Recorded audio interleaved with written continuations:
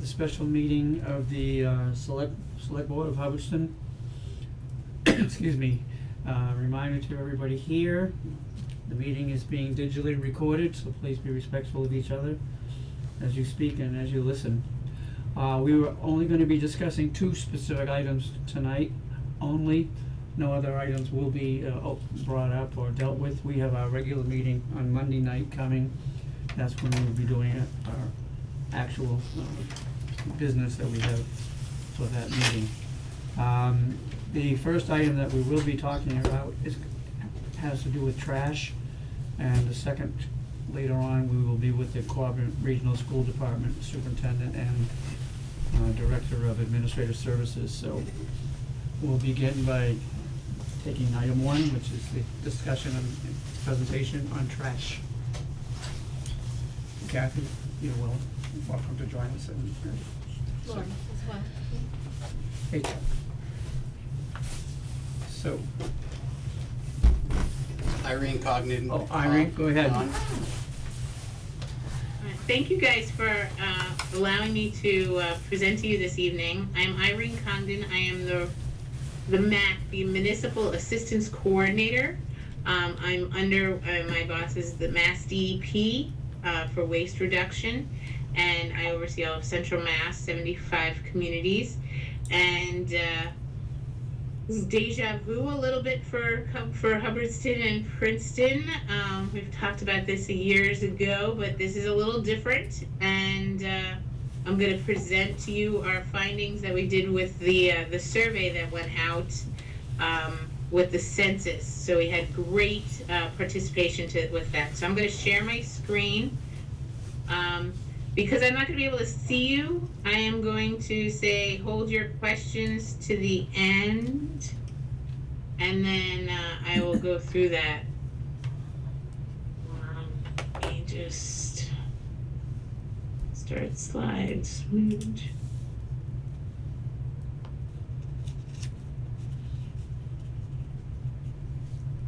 Okay, does everybody get to see the screen? Mm-hmm. Trash and recycling options? Just nod your head so I can see somebody. Yes. Yes. Okay. So, trash and recycling options and we're going to be going over the trash issue, the survey results, options, RFP, request for proposal, and DEP grants that are available.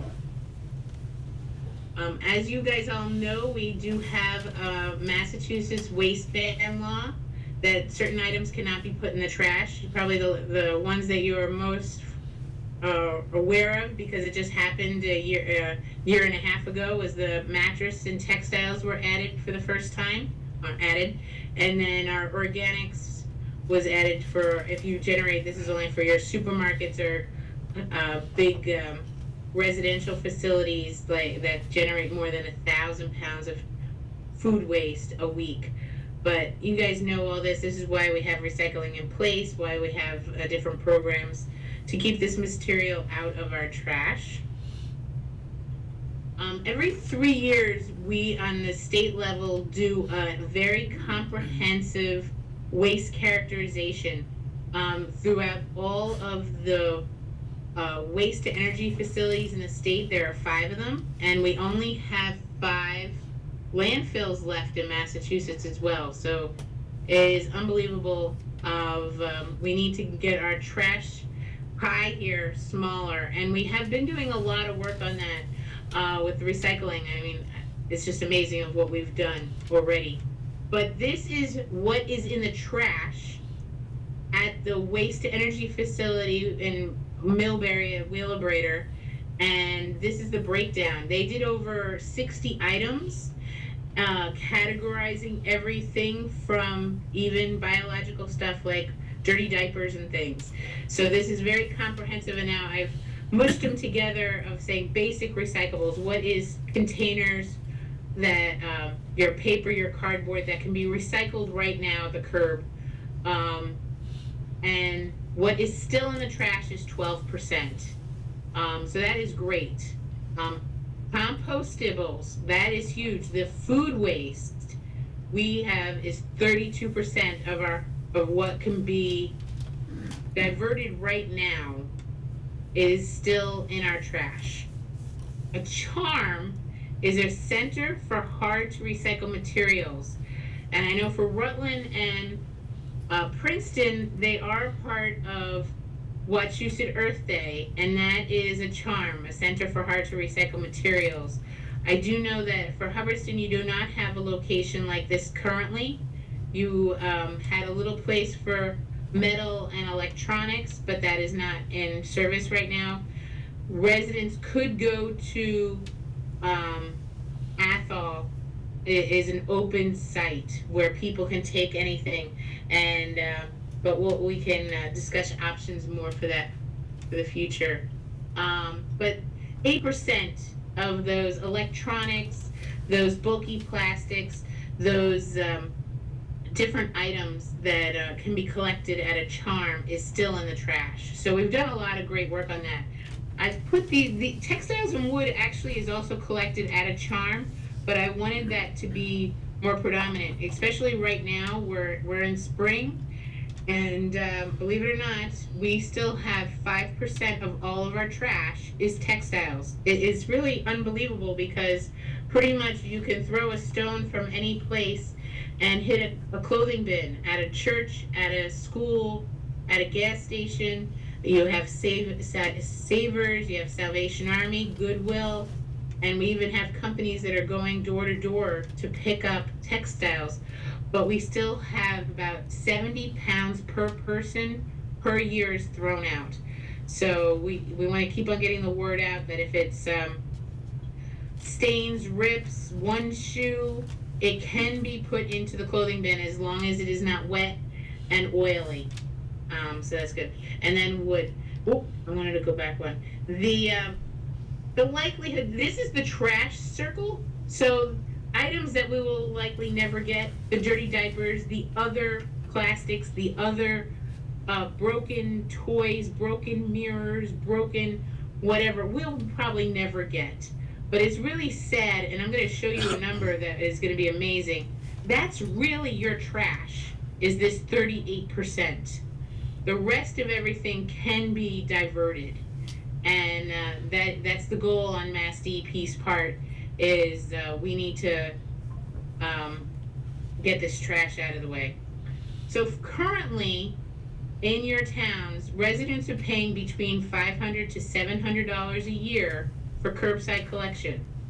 I know all of you have private subscriptions, so these residents are contacting other haulers to do that. There's more than 5,700 households between the three towns, and that's the breakdown. And collectively, your residents right now are paying $3.4 million for trash. So sometimes when we always say, well, our budget does not include it, but your residents are paying this amount already. And I'm collectively saying it at $600 on average. And there are people that are paying more than that. The recycling center, the charm at Wachusett, does a lot of things, and it's all these items. I didn't include a styrofoam they take, swap shed, they have a hazardous waste event, and Rutland has its own yard waste collection. So these are some things that maybe we could talk about in the future, of that all communities can have access to that. The survey, we did this with the town census, which I think is the best way to do a survey. It's the cheapest, it didn't cost much, it was just another piece of paper in there, and it came back, and I have to say, Claire was amazing. Her and I did the counting, and it was just really great, and everybody was very supportive. After we got into the groove, it moved really fast. So the breakdown of 48% of the whole group was from Rutland. Of course, they're very much double the size. And Hubbardston, 22%, Princeton, 30%. It came by altogether, we had 37% of your town's residents participate in this survey, which I think that's amazing. 2,000 households, over 2,000 households participated in this survey. That's definitely more that comes to town meeting. That's definitely more that comes to different other meetings in town to voice their opinions. sometimes we always hear from the naysayers a lot louder, but this is a great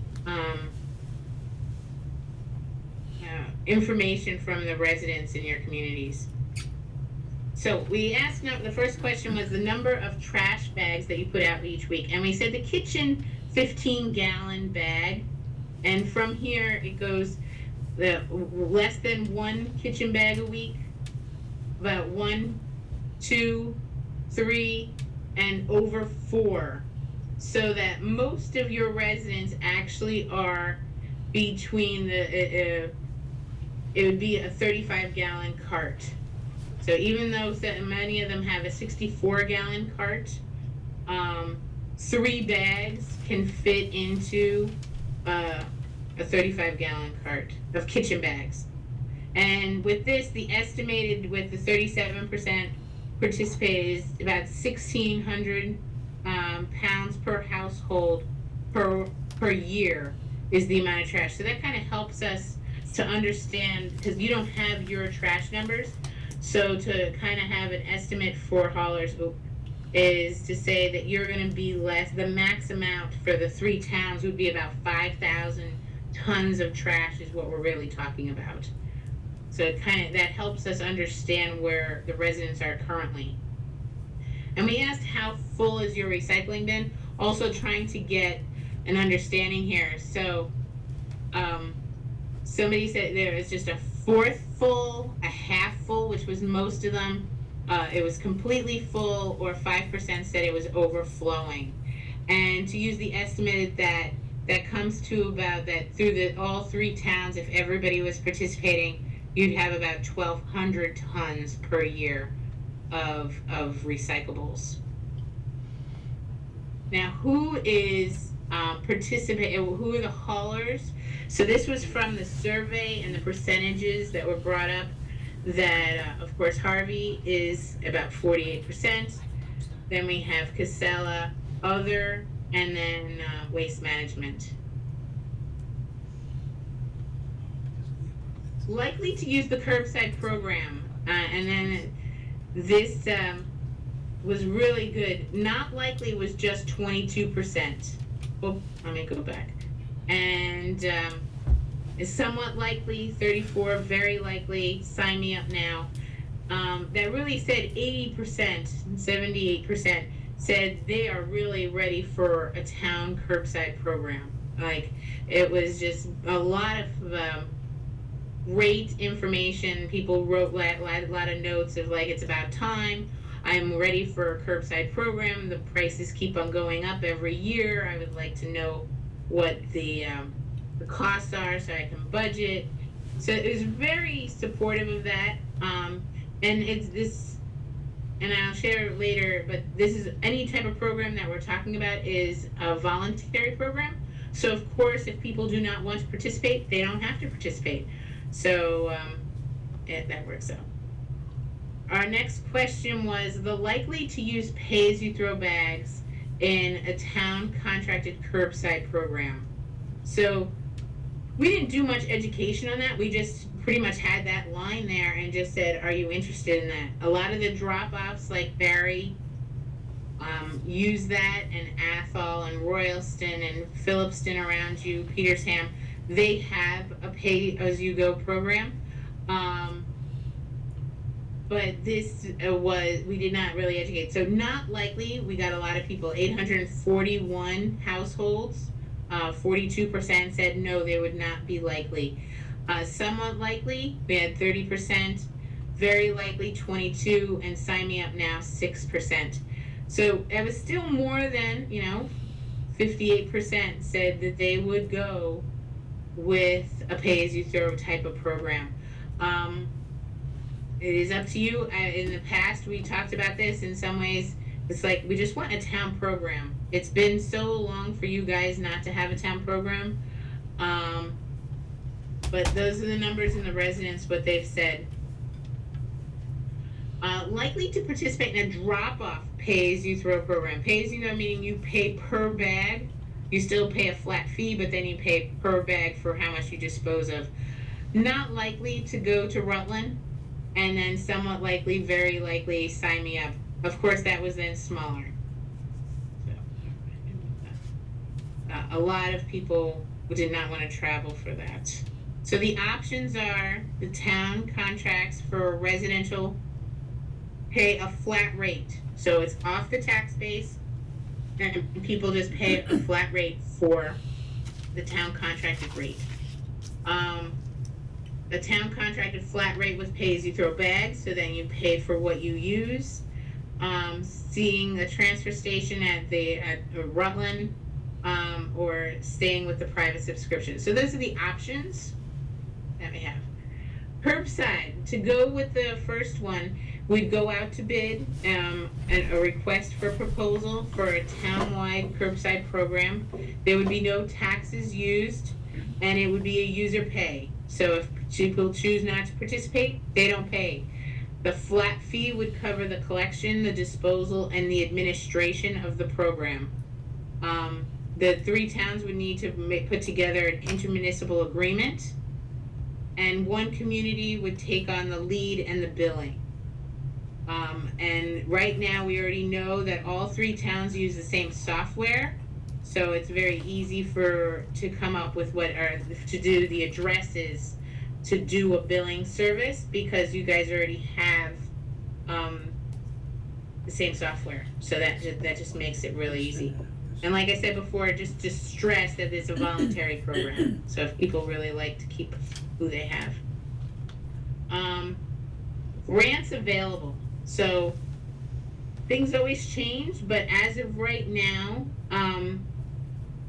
this is the SMRP, Sustainable Material Recovery Grant Program.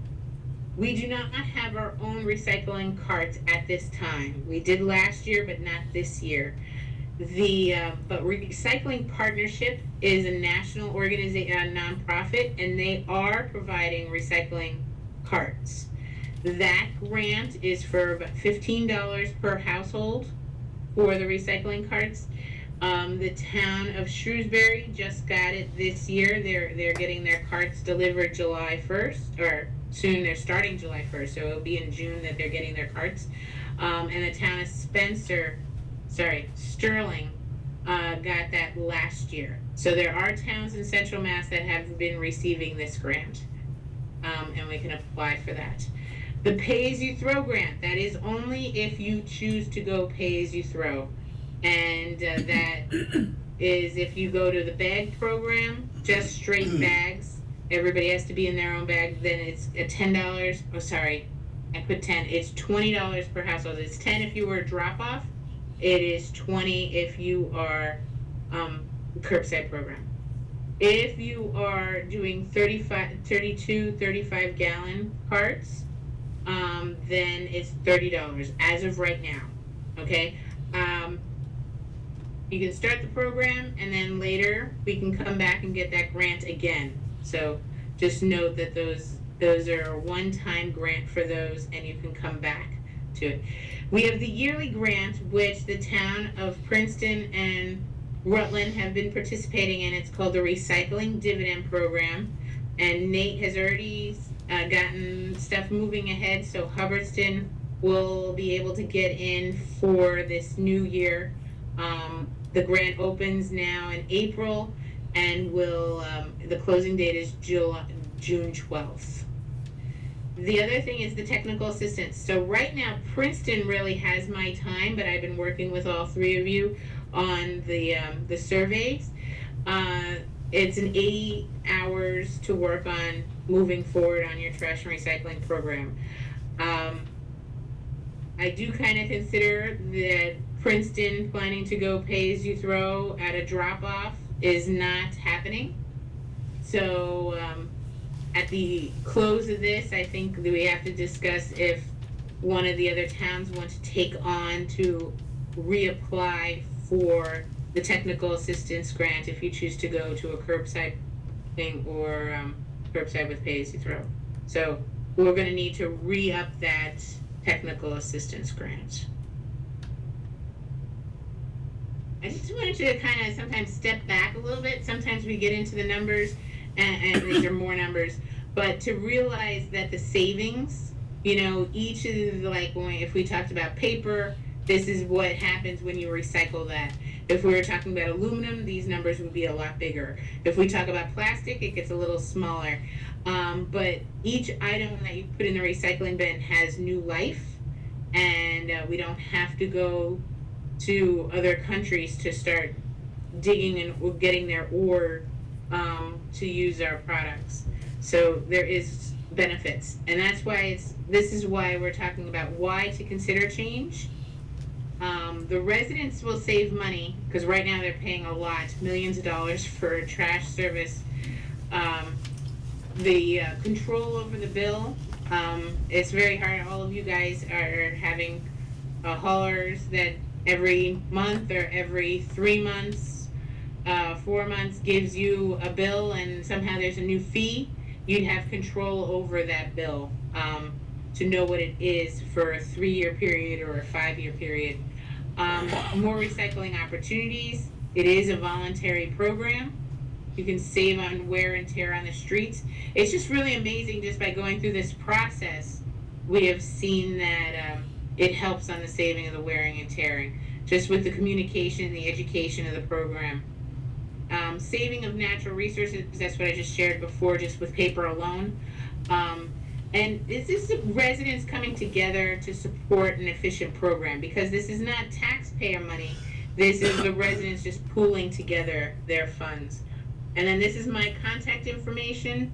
So I'm going to take questions now, but if you want to call me or email me, definitely Nate and Sherry and Austin are definitely contacting me regularly, and we talk and email and meet up.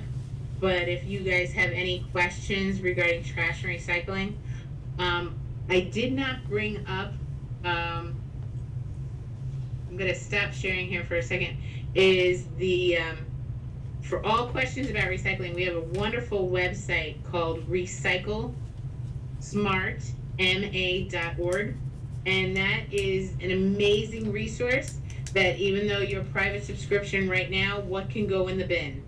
If you know people that are in apartments or they're in other parts of the state, this gives the list. We have a recyclopedia that people can just put in a plastic cup. Can that be recycled? It will say yes, no, what type of cup is it? It'll give you that little detail. So you can have very basic detail, or you can have over 700 items. You just plug it in and it'll tell you yes, no, that can be recycled, no, that can't, or it can be reused or go to another facility. And then we have a Beyond the Bin, which is like, tells you about Wachusett Earth Day. This is for Hubbardston, or people that are renting, or other people that you know in the state. You can just tell people, oh, what can I do with my textiles? What can I do with bulky plastic? What can I do with this? And it'll tell you different locations throughout the state where you can take items. Okay, so I know I gave you a lot of information.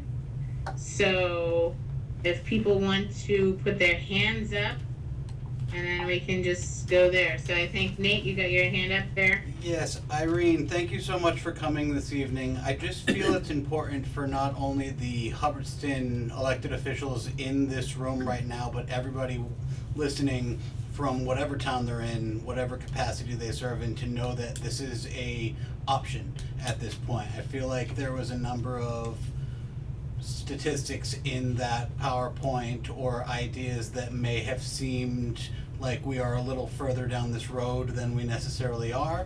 At the end of the day, the Board of Health and the Select Board make the decision on what goes on here in each town.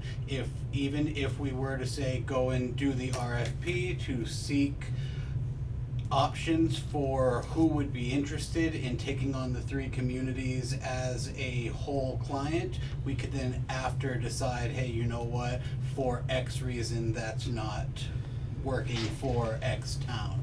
So I just want to make sure that people listening and the people in this room knew that this was a opportunity and not a done deal. It's something that we're talking about, and there's still room for plenty of discussion and ideas. Thank you. I do want to share that that Princeton has gone down this road 3 times, and we were very surprised of how, when we put out an RFP, that the haulers just said no, which was just unbelievable for us, that they just said we were too small and that they would not give a number. It was just, I don't understand.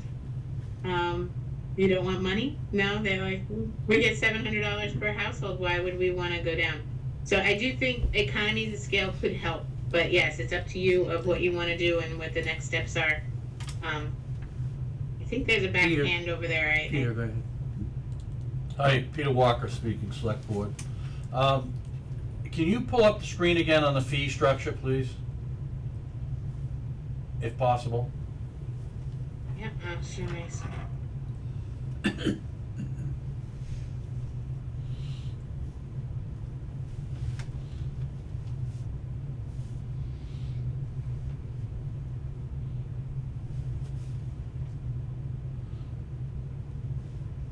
So you're saying like this, No, $3.4 million? Keep going. The fee that a resident would pay. The one that you said was then 10. $500 to $700. No, but this isn't the one I'm talking about. Can you go, it's near the end. It's the $10 one that you said is really $20? Yeah, that is for grants.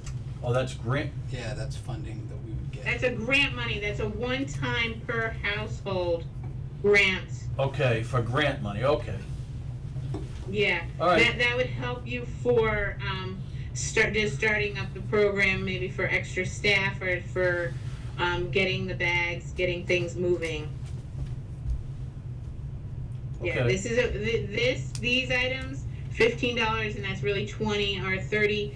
You get one of those, or you can get the recycling carts plus that. But it's a one-time per household. So if we're talking 5,000 households, you times that by 5,000 households. Okay. This though is a yearly grant that Okay. about that like Princeton and Rutland have been getting, but they're about 2,000. So I kind of put that together as work. But each year we can do a little more, and if you had a town program, then you get more money. So, one other, this is more of a statement than a question. As a resident of town, obviously, my trash barrel is never full. I pay for what, a pretty big barrel through Harvey, and I put 96 gallon. He doesn't give anything smaller than that. and I put 2 bags a week, and I'm paying for a full bin, and I'm putting in 2 bags a week. That's an issue with me personally. Same thing with recyclables. I've got a huge barrel for recyclables, and it's only half full every collection week. So I'm paying for a full barrel, and I'm only putting in half the amount. So, I mean, me personally, I think if they had a smaller barrel and lowered their cost a little per smaller barrel, I mean, I don't think people would be as upset, but I don't know, this is So what we you, asked that. We asked that in Princeton. They specifically asked Harvey, can we have smaller carts or every other week service, and they refused. yeah. So there are some smaller haulers in like that I know that are coming up in Rutland that are offering some other types of services. Mm-hmm. Every So other- sometimes every through other this week whole would be great. process, we do get some other options that come through. Mhm. But if you have a town contract, then you specify this is how the program works. I want this cart, I want this pickup, and I want this charge. And so you have a town contract that sets the service and the price. Okay, that's good to know. Bella, you had a question? Yeah. I ran the Hubbardston Recycling Center from 2005 up until 2020, and at no cost to the taxpayer. I made over $18,000 for the town during that period of time. I had to step away for reasons I won't go into. However, when I was back there, the place looks like a time capsule. Everything is exactly as it was.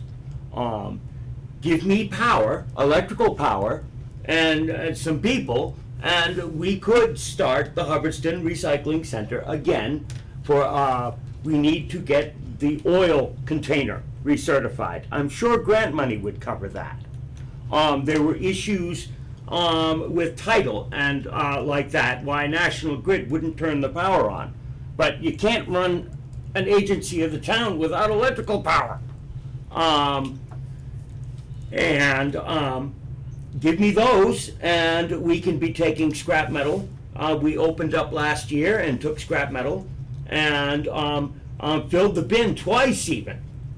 We can do this. We did it before. We can do it again. And again, at no cost to the taxpayer, because we did it before. We can do it again. I found markets for the things that could be sold, and usually the profits made from selling these items covered the cost of everything else, as well as the town offices recycling of things like printers and stuff like that. So, well, I won't bore you with further comment. Enough said, but I would be happy to do it again, but I need electrical power, and we need that tank recertified. I drive around, I see tires here and there and everywhere, and we could be taking those in. And God knows what they're doing with their waste oil. But, you know, thank you for your time. So Bill, while I can't say that that is completely off the table because I am not one of the elected officials here this evening, I can say that tonight is about regional collaborations and potentially considering working with Rutland and Princeton to move forward in some way, shape, or form. So that's a conversation that we can have with the Board of Health and the Select Board at another time and make considerations. But I know during conversations and the results of the survey did note that Rutland and Princeton would not be interested in driving all the way to Hubbardston to dispose of recyclables. Yeah, it's gotta be close. That's why it worked.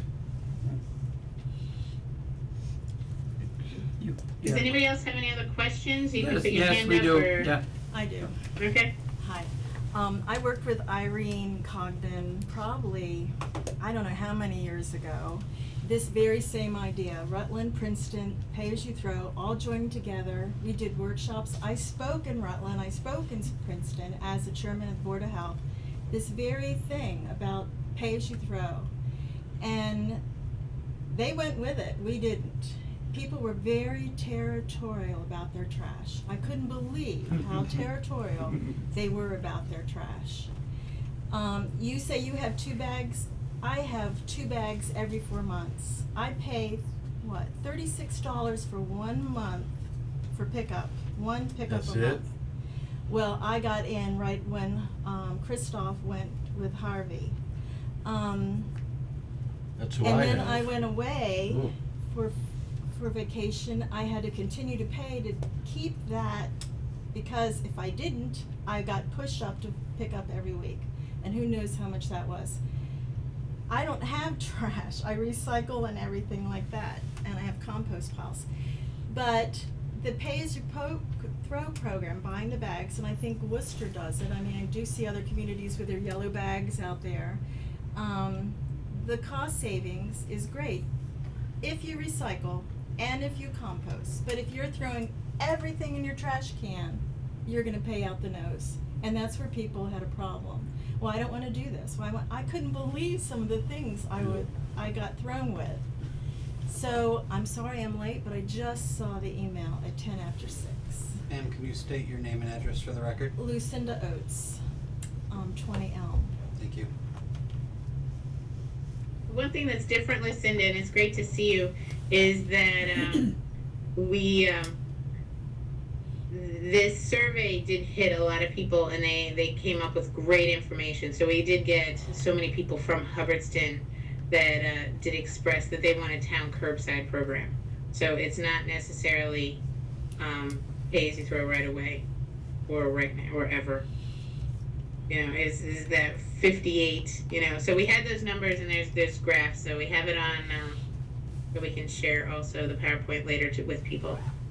Chris, go ahead. Any other questions? Yeah, Chris Borrego, Yes. Hubbardston Select Board. I got a few questions. Nice presentation, a lot of information. You obviously know a lot about trash and recycling. I know nothing about it. A lot of people in the town are gonna know nothing about it. Here's what I do know. I got 2 big blue buckets with 2 wheels on them that I take down the end of my driveway. How big are those? 96-gallon carts, Okay. 96 a gallon each. And they come and they pick up my trash cart every week, and they come and they pick up my recycling cart every other week. And my recycling cart for 2 weeks is always full, and my trash cart for, you know, every week probably has 3 or 4 tall kitchen garbage bags in it. So I think you gotta lay it out in layman's terms, or you know, get the terminology, and I know what I pay every quarter for that service, right? Now, you said it would be, what, $500 to $700 a year with your program? No, that's what you're currently paying. Okay, well, I'm paying more than that for what I'm doing with this Oh my goodness. particular carrier. But it seems like I have an awful lot of trash and recycling compared to people in this room and what you're offering. So that 32-gallon bin you're talking about is 1/3 the size of those wheeled carts that I have, right?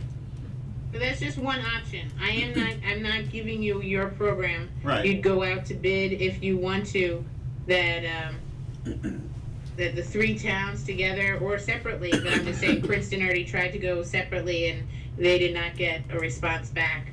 So if you go together and you get a number, then you can compare. Right. Is that gonna be a better Right, program that- for you? yeah, and And I that's- do want you to be aware of that whatever your cost is now, note that the Westminster Fitchburg landfill is set to be closing in 6 years. So their permit is to 2030, and we have only 5 landfills in Massachusetts, and they are going to be closing by 2030.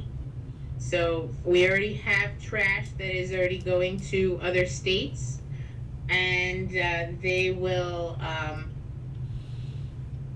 I suspect, and we're going to have an increase in price. So I do recommend, like Lucinda talked about, we did this 16 years ago. This, I think, if you're, be careful, if your price is already over $700 a year for trash, that price will probably increase. It always increases.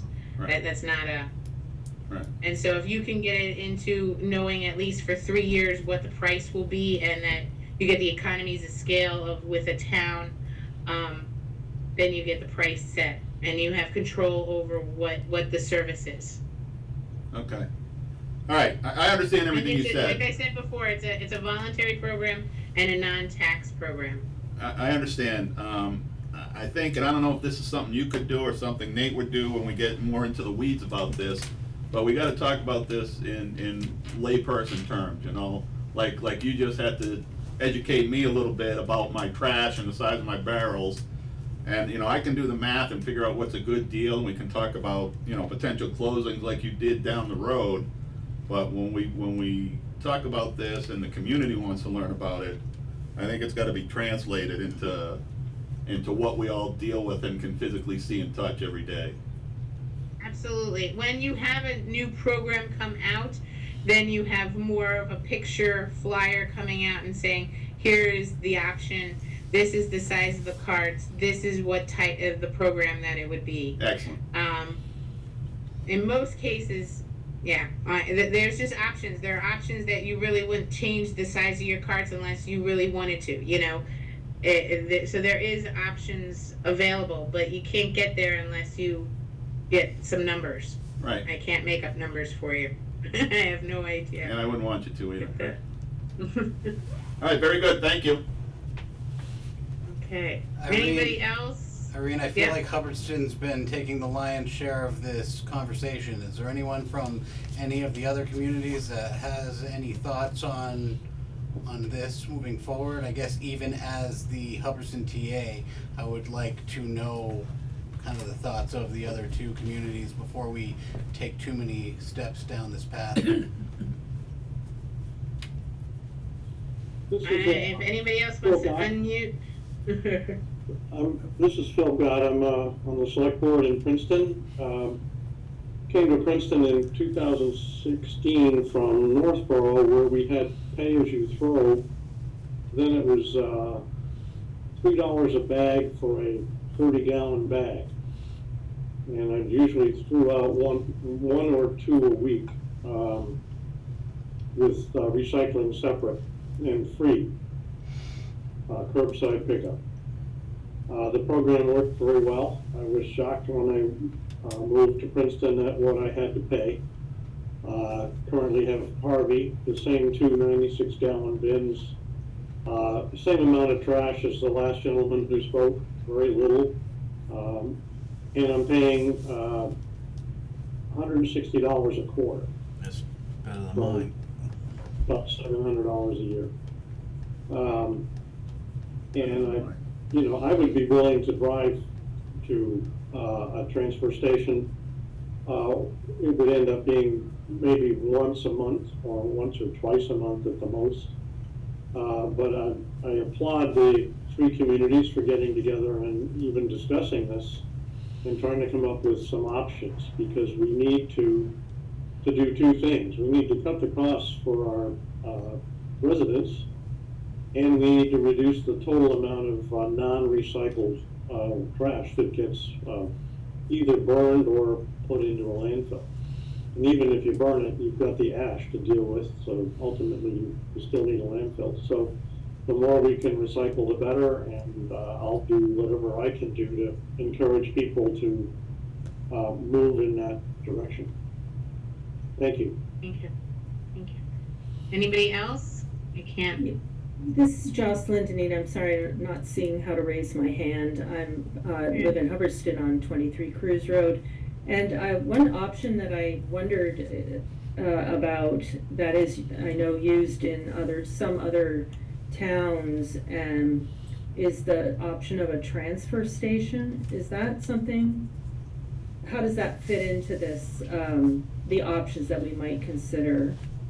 Yeah, so that was one of the questions that we went through, and I think it came out to about This was the Rutland option then? 48% said they would not, that would not be participating in that. I And did not then, interpret that in the survey as being a transfer station. I didn't, and maybe was that actual language used, or was it a different? it was a drop-off at the Rutland drop-off for pay-as-you-throw.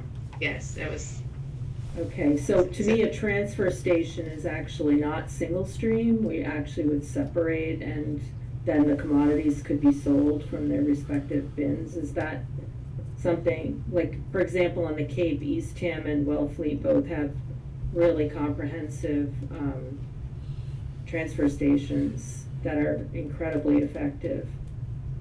yeah, so we have that type of, the Wachusett Earth Day, and that's one of the things that they are discussing, is if other towns can join in. That's a 7-town cooperative that Rutland and Princeton are a part of. It's right on the border on 190. That takes everything except trash. But the Athol transfer station is open to everybody, and they also separate things. But I have 75 communities, and only 4 are doing baling. No, there are not many communities that are doing their own baling anymore. They are putting things together, the paper and the containers together, and putting it in a compactor and taking it to a MRF that then does the separation. On the Cape, it's such a big distance. Some of them, if they can get the economies of scale, they can do their own baling. But with staffing and time, there's only a few that are still doing baling. Okay, I'm I not would familiar not- with that terminology, but That's what you were talking about, source separated. So if I put my cardboard in one, and then it gets to a baler, and then I do my own marketing and do to send that out. So Groton does Okay. that, and North Brookfield and Sturbridge, but most others are just putting it together, that they have paper containers, either just in roll-off containers or in Yeah, a compactor, and then ship that directly out. It's about Yeah. timing of the amount of material you have. So I think we're talking about 1,000 tons a year for all of these communities, and we're also talking, when we asked if they would want a drop-off, it was really a kind of a no compared to curbside, that 80% said they really wanted a curbside program. So this was just what the survey brought in.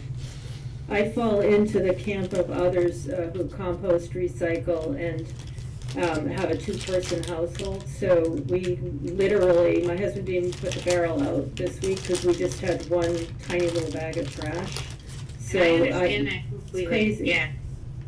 What I would suggest is still, even though this program will take a while to get off the ground, whatever the towns choose to do, if you are a very low user, like it was brought up, Lucinda said that she only does like one bag a month. Yeah, that's us. I would say go to Athol. Athol, you pay per bag, and you pay, I think it's $50 a year to use the transfer station, and it might only cost you $100 a year to dispose of all of your stuff. I learned something tonight I did not know. I really appreciate that. And just one other side note regarding the landfills. Have I not recently read that Casella is actually applying to expand their landfill? So In Hardwick? Hardwick, they did do a proposal to Hardwick to reopen that location, but that Okay, thank still you. has not been moved forward that I know of. Thank And you that would very still much. be a very small landfill. Even if it did get open, it wouldn't take over like the Westminster Fitchburg landfill, which takes a lot of material. Thank you very much. Any other questions? I think I answered everybody. Well, Anything else from Hubbardston? I have a question, but I don't know how much it pertains to what we're talking about right now. The new law that came out that basically banned textiles and everything from the landfills, to the mattresses, and we're finding more and more of them on the side of the street now. So they're the people in the big city there in Boston thinks if we outlaw it, that'll cure the problem. But then the big city, they don't live out here in the sticks. Okay, so people around here are not gonna pay, some people, let me say this. You're gonna find mattresses from other people driving out of towns, dumping them in our town. Some people from our own town might be dumping their textiles into the woods.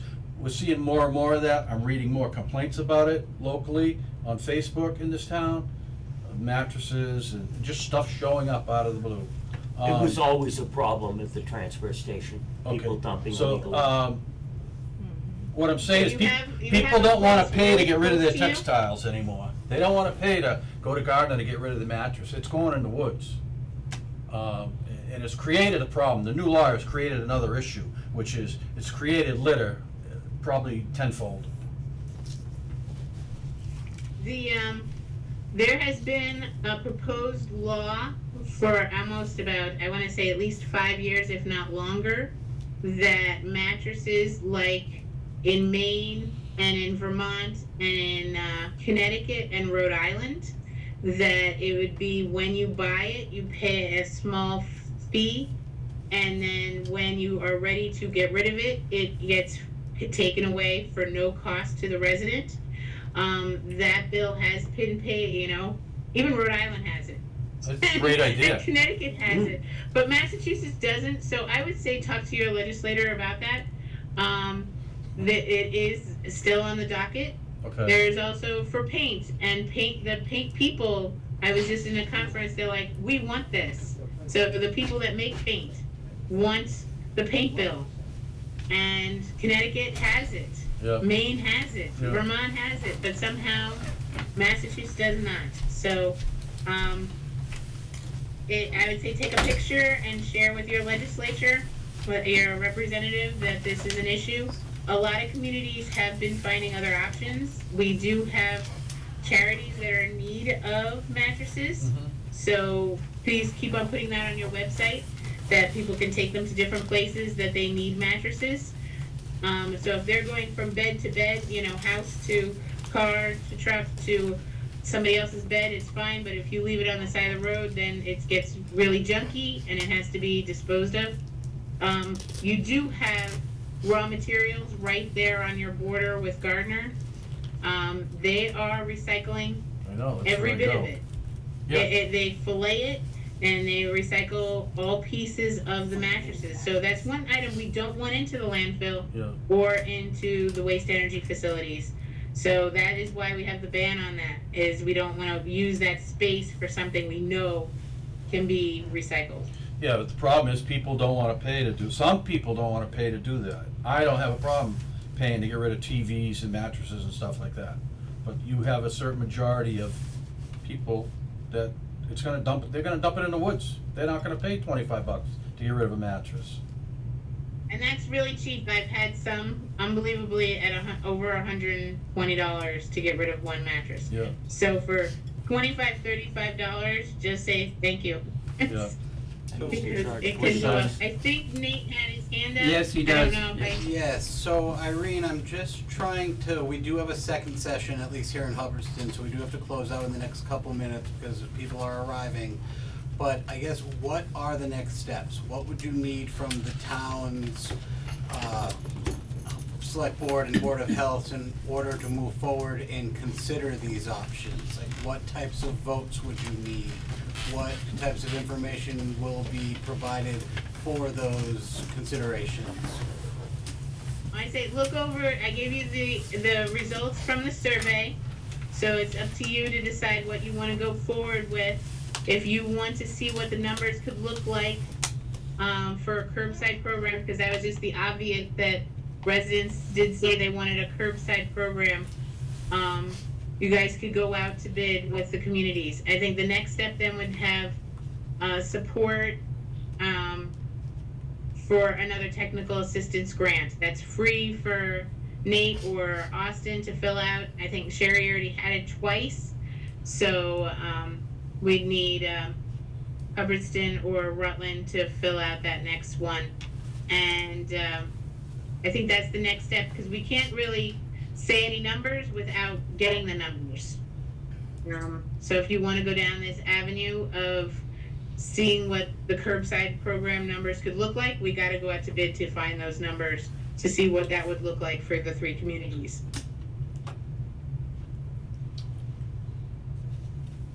I think that is it. I can talk. Alright, and anybody else had a question? Okay, so I think I'm gonna close out the meeting, and of course, you can always call or email, or if you have any questions. Thank you. Thank you very much. Thank you. Thank you, and have a wonderful evening. You Nice too. to see you, Irene. Thank you.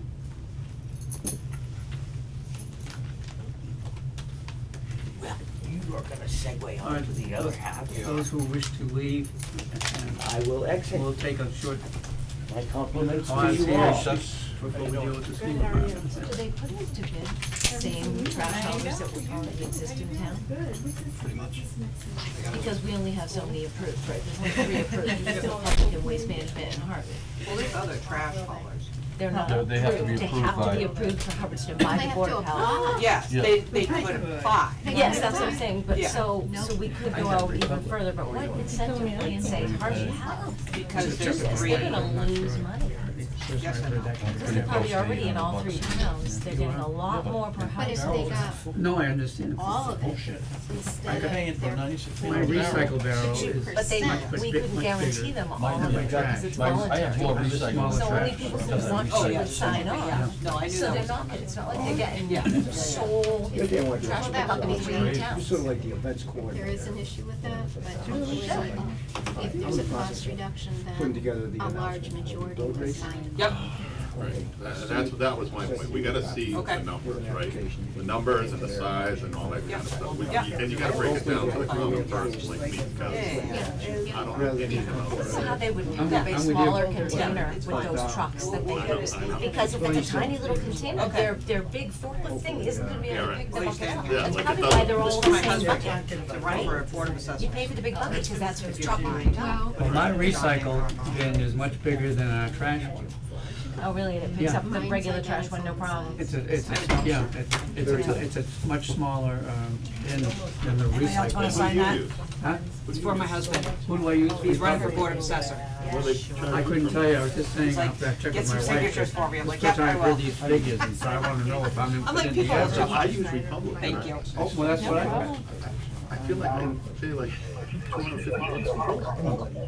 If you don't argue with them, yeah, it goes up. It really does, it goes up. So I have a dumpster, and my stepfather and stuff use it and everything else, cause we have the apartments, and I'm not lugging that thing all the way down my driveway once a week, cause I know I'll get stuck doing it, the trash and recycling. So we just have a dumpster that comes in and gets picked up once a month. Yeah, keep going that way. Yeah. There's more people. Sign it. Yeah, that's for my husband, he's running for Board of Assessors. Thank you, Nate. And everybody Thank pass you. it around. Yes, pass yours around. Everybody pass their papers around. Jeff's got one, Alicia's got one. Oh, Kathy, did you Did Jeff find call anything a out about recess? that, meeting tomorrow? I think so, yeah, several people are. Oh, I was gonna, all right. Are you staying? I guess not. Oh, okay.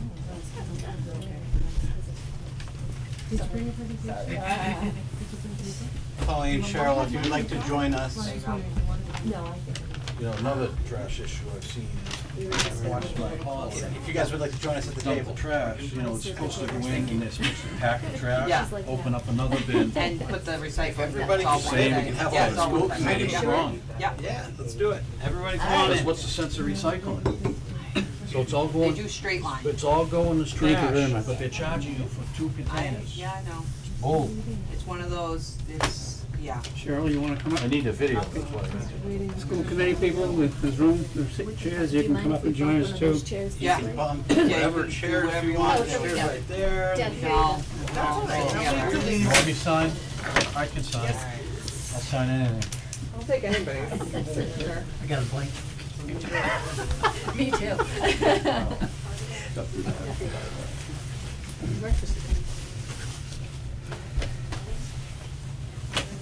wanna sign it?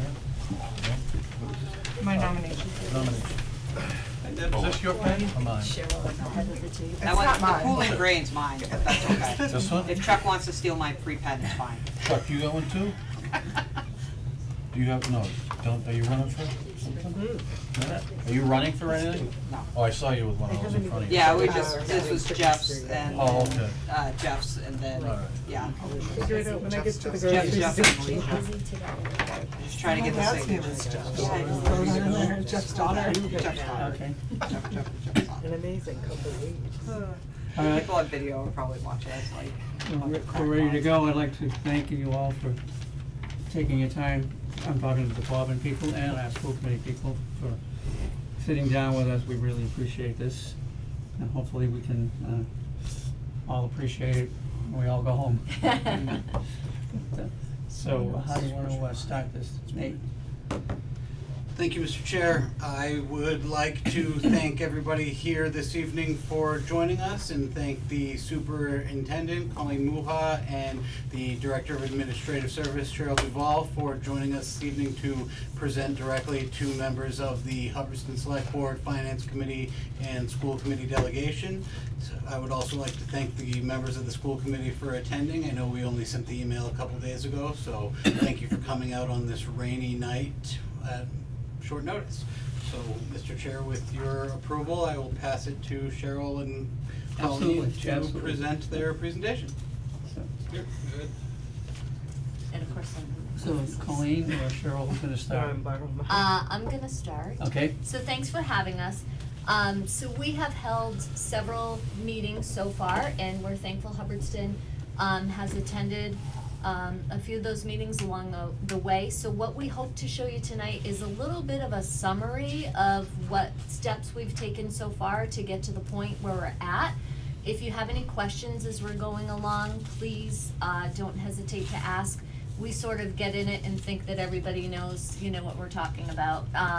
But this year, I know you hear this all the time, that every year is a challenging year, but this year in particular has been very challenging for a couple different reasons. I'm sure if you read any of the newspapers, you're seeing that education funding is down for a lot of districts across the state of Massachusetts, Quabbin being one of those.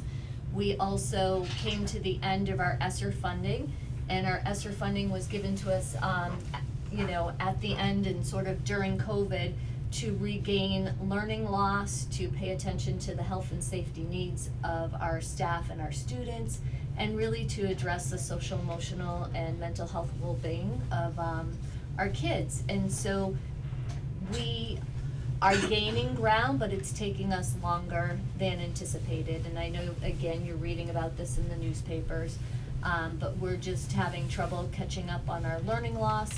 Our students still have significant social emotional needs. One thing that was sort of unanticipated coming out of the pandemic was this idea of chronic absenteeism. So across the nation, we're seeing high rates of chronic absenteeism, and of course, it is linked to social emotional well-being and mental health for our students. But many of our students are missing more than 10% of the school year. And there's a real push to do something about that. We can't have them learn if they're not in school with us. We can't get them in school with us unless they feel safe and supported, and that learning is accessible to them. So that's all things that we're working on. Coupled with that, we've had increases to our special education caseload and our counseling staff. We have more counselors and related service providers that are needed for our students because they're on IEPs. And we, along with many other groups, are struggling to fill our positions. And this year we have quite a few retirements that are going to happen. So some of our challenges, and Cheryl, you can jump in at any time, but just to kind of outline them. This year we have less state aid support. Currently we have almost $94,000 less of revenues coming from the state, and that has a direct impact to us. What's interesting about that is that 68% of the districts are receiving minimum aid. So what that means is really that $30 per student, because they're either in hold harmless, and 64% of those districts are in hold harmless. So we're not the only ones in this situation this year. It's more prevalent. As I said, ESSER 3 is ending. We have declining reserves, so we've been offsetting our budget with some of our reserves, and we are increasing the use of our school choice reserves to continue some of the programming that we implemented with ESSER to support the things that I talked about at the beginning. As you know, in your own homes, we have inflation rates that are really incredible. We received an 18% increase in our regular transportation costs. We have a 23% increase for our electricity. And since we've even put this presentation together, we've had more increases. And it's everything right down to the athletic director was saying to me, they order a case of baseballs, believe it or not, and they have doubled in price, it's just crazy. We do have some school building infrastructure needs, as you can imagine. Every year we have this, but we have a air circulation improvement that is much needed at the middle school, within the middle school, and floor replacement projects. So we are really trying to keep a focus on what we're all about: academic support. Again, all the things that I mentioned are so interrelated, that idea of chronic absenteeism, and we've offered more programs to try and support our students. Currently, we actually have a Saturday school program running for our kids, and we're seeing really nice results with that. We're also doing an after-school programming on Tuesday, Wednesday, and Thursday, and we will continue to provide some credit recovery and summer programming for our kids. Our students' learning needs are more diverse than ever. We have seen an increase in our multilingual learners. I think we tend to think of that as impacting more of the cities, but we are seeing it right here in our towns. And we've also had mandates from the state about screening for dyslexia and addressing the needs of our students in different ways. We're going to be implementing a new IEP process that's been mandated by the state, and we have an increased need for speech services. Again, the social emotional, and along with that, we are seeing some behavioral challenges with our students. If they're not emotionally regulated, then that increases some behavioral concerns. Another focus area that I know is important to all of you as well is that our school buildings are safe, secure, clean, and inviting, and that to support that, we've been piloting a new sign-in, sign-out process, This has been a recommendation. We had a safety audit recently, and some of the things they identified as improvements that we could make, some of them are quite expensive. The greatest need we have is this idea of having our cameras and our locks all in the same system. We will seek grant funding for that. It's just a very, very expensive undertaking. We're hopeful that they'll release some grants to support that. But also, they had recommendations for increased safety measures for our access to our buildings with sign-in, sign-out processes. Those things we're putting in place. And we will continue to work on that. Any questions so far? You mentioned the locks and the cameras. Now, is that for, you push the button to get in the door, the camera pops up like that? Is that what you're talking about? What we're talking about is an integrated system, so we would have cameras and we would have locks. Right now, our camera system, we don't have a central place where we can see all of our cameras across the district. That's terrible. It really is. Terrible. It really is. That's bad. I'm sorry, I came No, from, that's okay. I came from a security type Yep. place where I worked for 20 years. You hit a button, camera pops, and you see what's going on right away. And of course, it was built in '98. I don't know when Quavo was built. So that's what you're dealing with. Yes. Yeah, Yep. and that's big security right there. Yeah, we do believe there are gonna be some grants out there, but Yeah. they're highly competitive, and as you know, the cost of systems like that are Oh, really huge money. extraordinary, yeah. And then one other item, as far as your lighting, has the school been upgraded to LEDs? So we've been, Cheryl can speak to this as well, but we've been working on that. Okay. That's something that we are tackling sort of over time. We've done Okay. different areas. So that's like grant driven also? Mhm. Okay, Yep. excellent, thank you. Yeah, you're Cause that would help with your, obviously your Long-term. overall, Yep. long-term costs for electric. Thank you. So we also have some still unknown costs at this time with our workers' compensation insurance and our Worcester Regional Retirement. And we do know, since, like I said earlier, that these are some of the changes that have happened. So the good news is that our retired teachers' health insurance is a reduction, which is great. But our transportation has increased, as we stated earlier. Our general business insurance has seen an increase in our electricity, as I mentioned. And this, Cheryl will talk about our report. This is what you're typically used to seeing, so we'll go through it. I know it's really small on that screen, but we'll try and go through it sort of the best we can. But what it does is it'll walk us through our different iterations of our budget up until this point. And the elongated version of this document has been sent to you already, and I will send this current one tomorrow. So this is our appropriation control report, which is the categories by which the school committee approves the budget and also approves transfer between categories. This particular document shows what the current budget is for FY '24, where we were when we first put the preliminary budget together. And I'm not gonna talk about the numbers because another slide is very clean to see, easy to see. For preliminary one, we never brought to school committee. We said, okay, we need to make some cuts before we even go to school committee, so we had the second version of the budget. We then went through a third iteration in February 29th, which was approved by the budget subcommittee to go to school committee, and that's what we brought to public hearing. If we skip ahead, we can see what those numbers really mean. Go by 2, maybe? Budget Right there? status. Yeah, right there. So our first preliminary budget was $41.5 million, or 7.9% increase. We immediately made $666,000 worth of cuts. When we went back to the school committee at the end of February, we cut another $796,000, and we currently stand at a 4.1% increase. Could you back up now, Colleen? I think so. To make those adjustments, we've cut several positions out of our preliminary budget.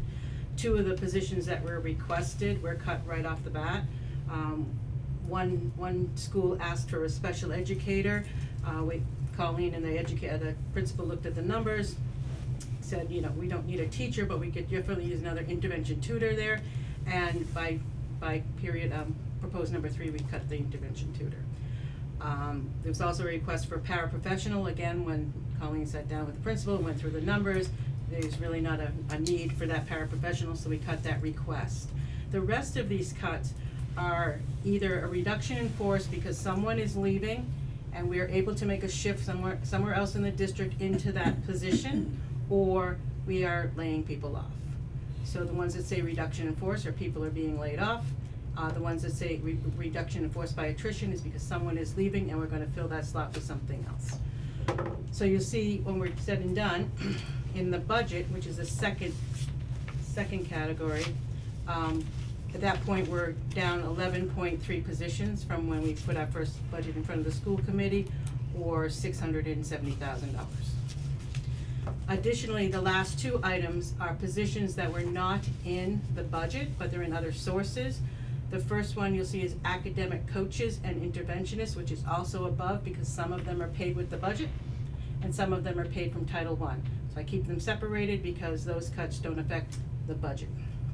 The second item here is the technology integration specialist. That's actually a program we put into place during COVID with the ESSER funding, when we all had to have kids learning from home, and then when we came back to school in 21 with hybrid learning, where some kids came to school 3 days a week and some came 2 days a week.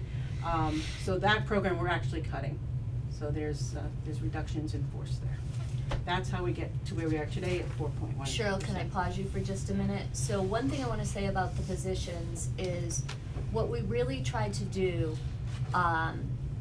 in many cases, and in particular the 2 positions that were requested, when I looked at student numbers and staff numbers, in some of the cases we are going to move staff potentially around the building, around the district to fill some of these positions. So I don't really think they were asking for something they didn't need, but we were able to find opportunities somewhere else to help support those needs. I have a question. How many FTEs do you have for the whole school system?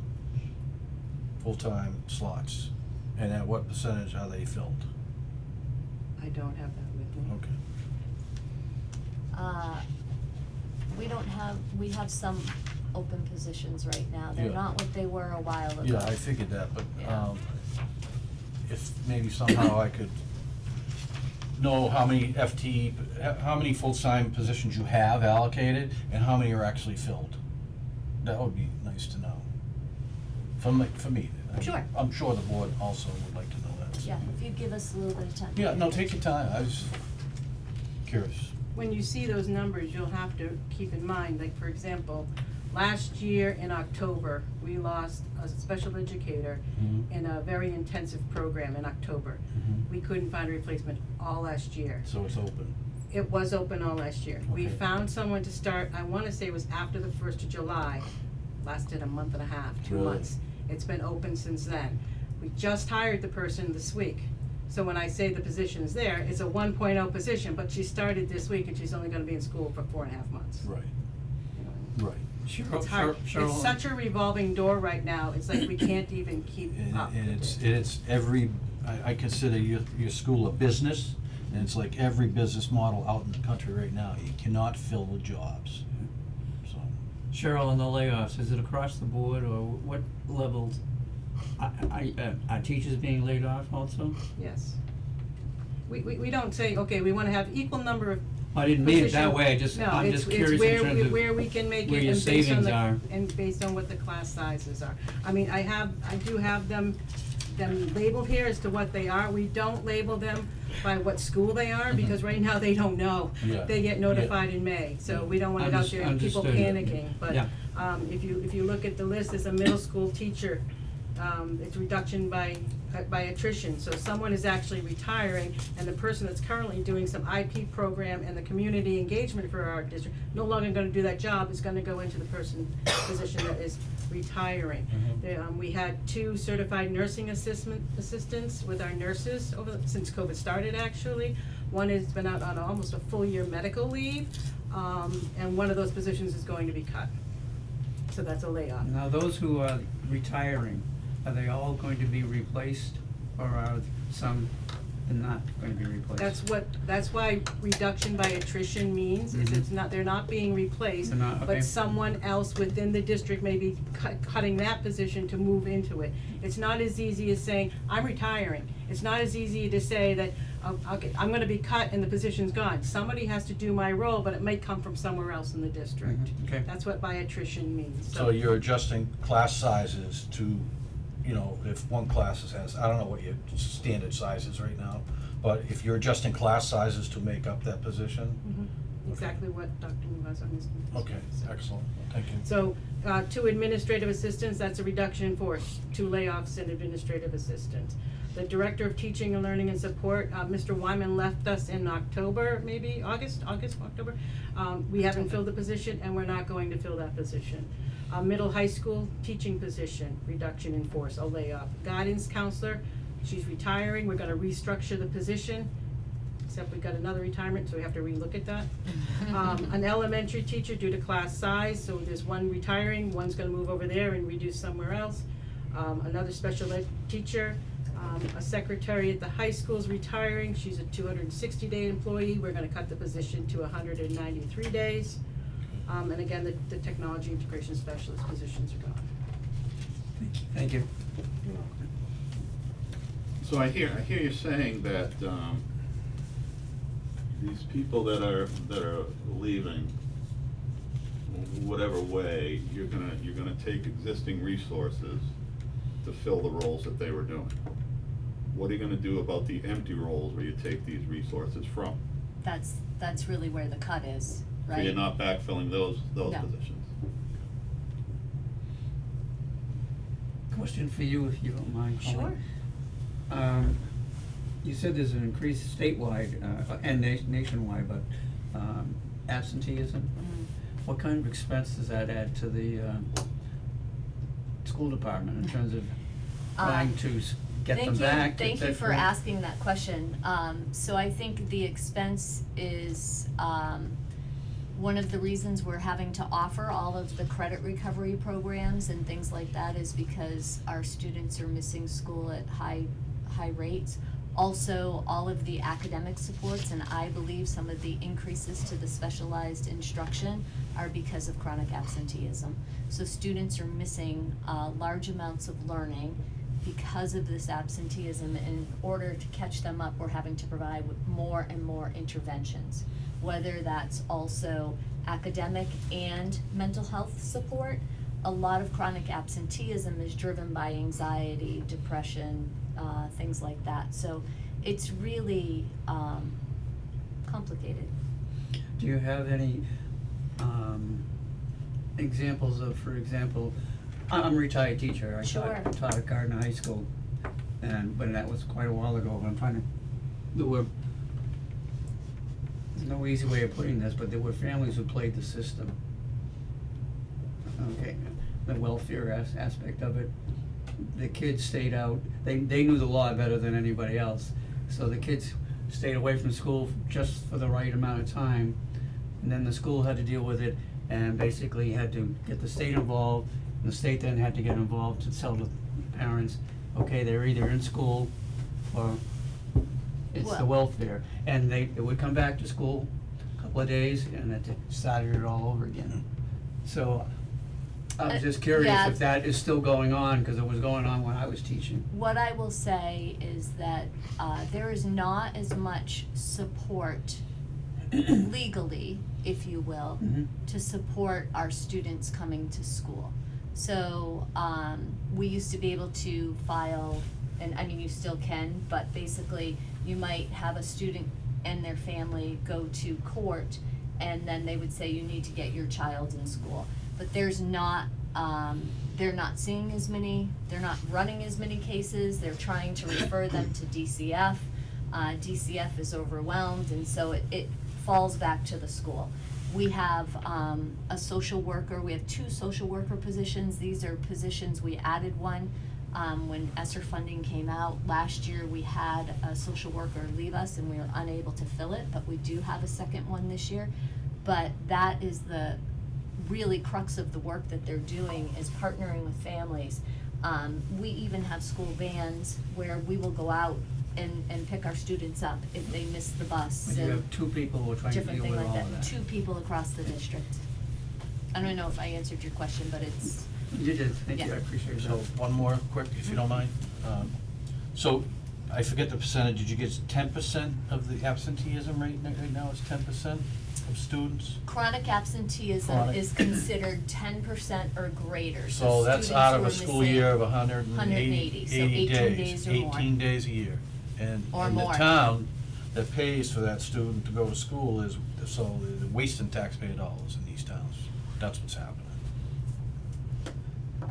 That's the way I look at it. The town's paying for that child to go to school, right? Well, we pay a percentage, not all of it. We pay 18,000, whatever it is right now per student. So if we have a child in town that's not going to school 18 to 20 days a year, that's wasting taxpayer dollars, as far as I'm concerned. Yeah, they might have an issue, but if they're not going to school to get the help, how are they gonna fix it at home? Playing devil's advocate, it's also wasting school money. School Yeah, sources like- also, yeah, you have teachers that fill these positions, and you got, I don't know how many kids a year missing out, but it probably add up to over a couple, 3 classrooms, I don't know. I just wanna say that, we consider educating our kids, it's been a little bit of a long day, so I'm gonna apologize. Yeah. Our honor and our privilege, and we wanna do right by kids. Yeah, no, I And I know understand why that. you're saying that, Yeah, but when I tell you that things are very different for our students, they really, really are, and, I think we wanna be careful about not knowing all the reasons why our students are not coming to Yeah. school. It's really complicated. it is very complicated. And what I wanna say, and I can't say this enough, is that parents are doing absolutely the best they can. They want to partner with us, but there are not a lot of resources, especially where we are. They can't access mental health outside of school. That's why our schools are really, where we're such a critical support for our students and our families. And I didn't say that in a bad way. No, didn't I mean- know. So, basically, You're what just I'm getting me saying, on a everything is going on tough day. between, finances are strained everywhere right now. So people are buying groceries on credit cards, they'll never be able to pay their credit card. Same thing is happening to children at school. We don't know what's going on at their home, we don't know what's happening, we don't know why they're not going to school, we don't know. And it's rippling through everything that's going on right now, and it's beyond our control, kind of. And one thing that I would add into that too, with the rate of illnesses that are going through the school right now, Really? it's very easy to get 10% absent, considered the absentee just because your kid is out. Oh, I see, I Sick, didn't know you anything about get- illness going on. Yeah, like thank did you you get for that, flu Alicia. or Or strep or COVID or- COVID, Yeah. you're Yeah. out for 5 days just Yeah. for that, and it's. Yes, thank you. You had a question?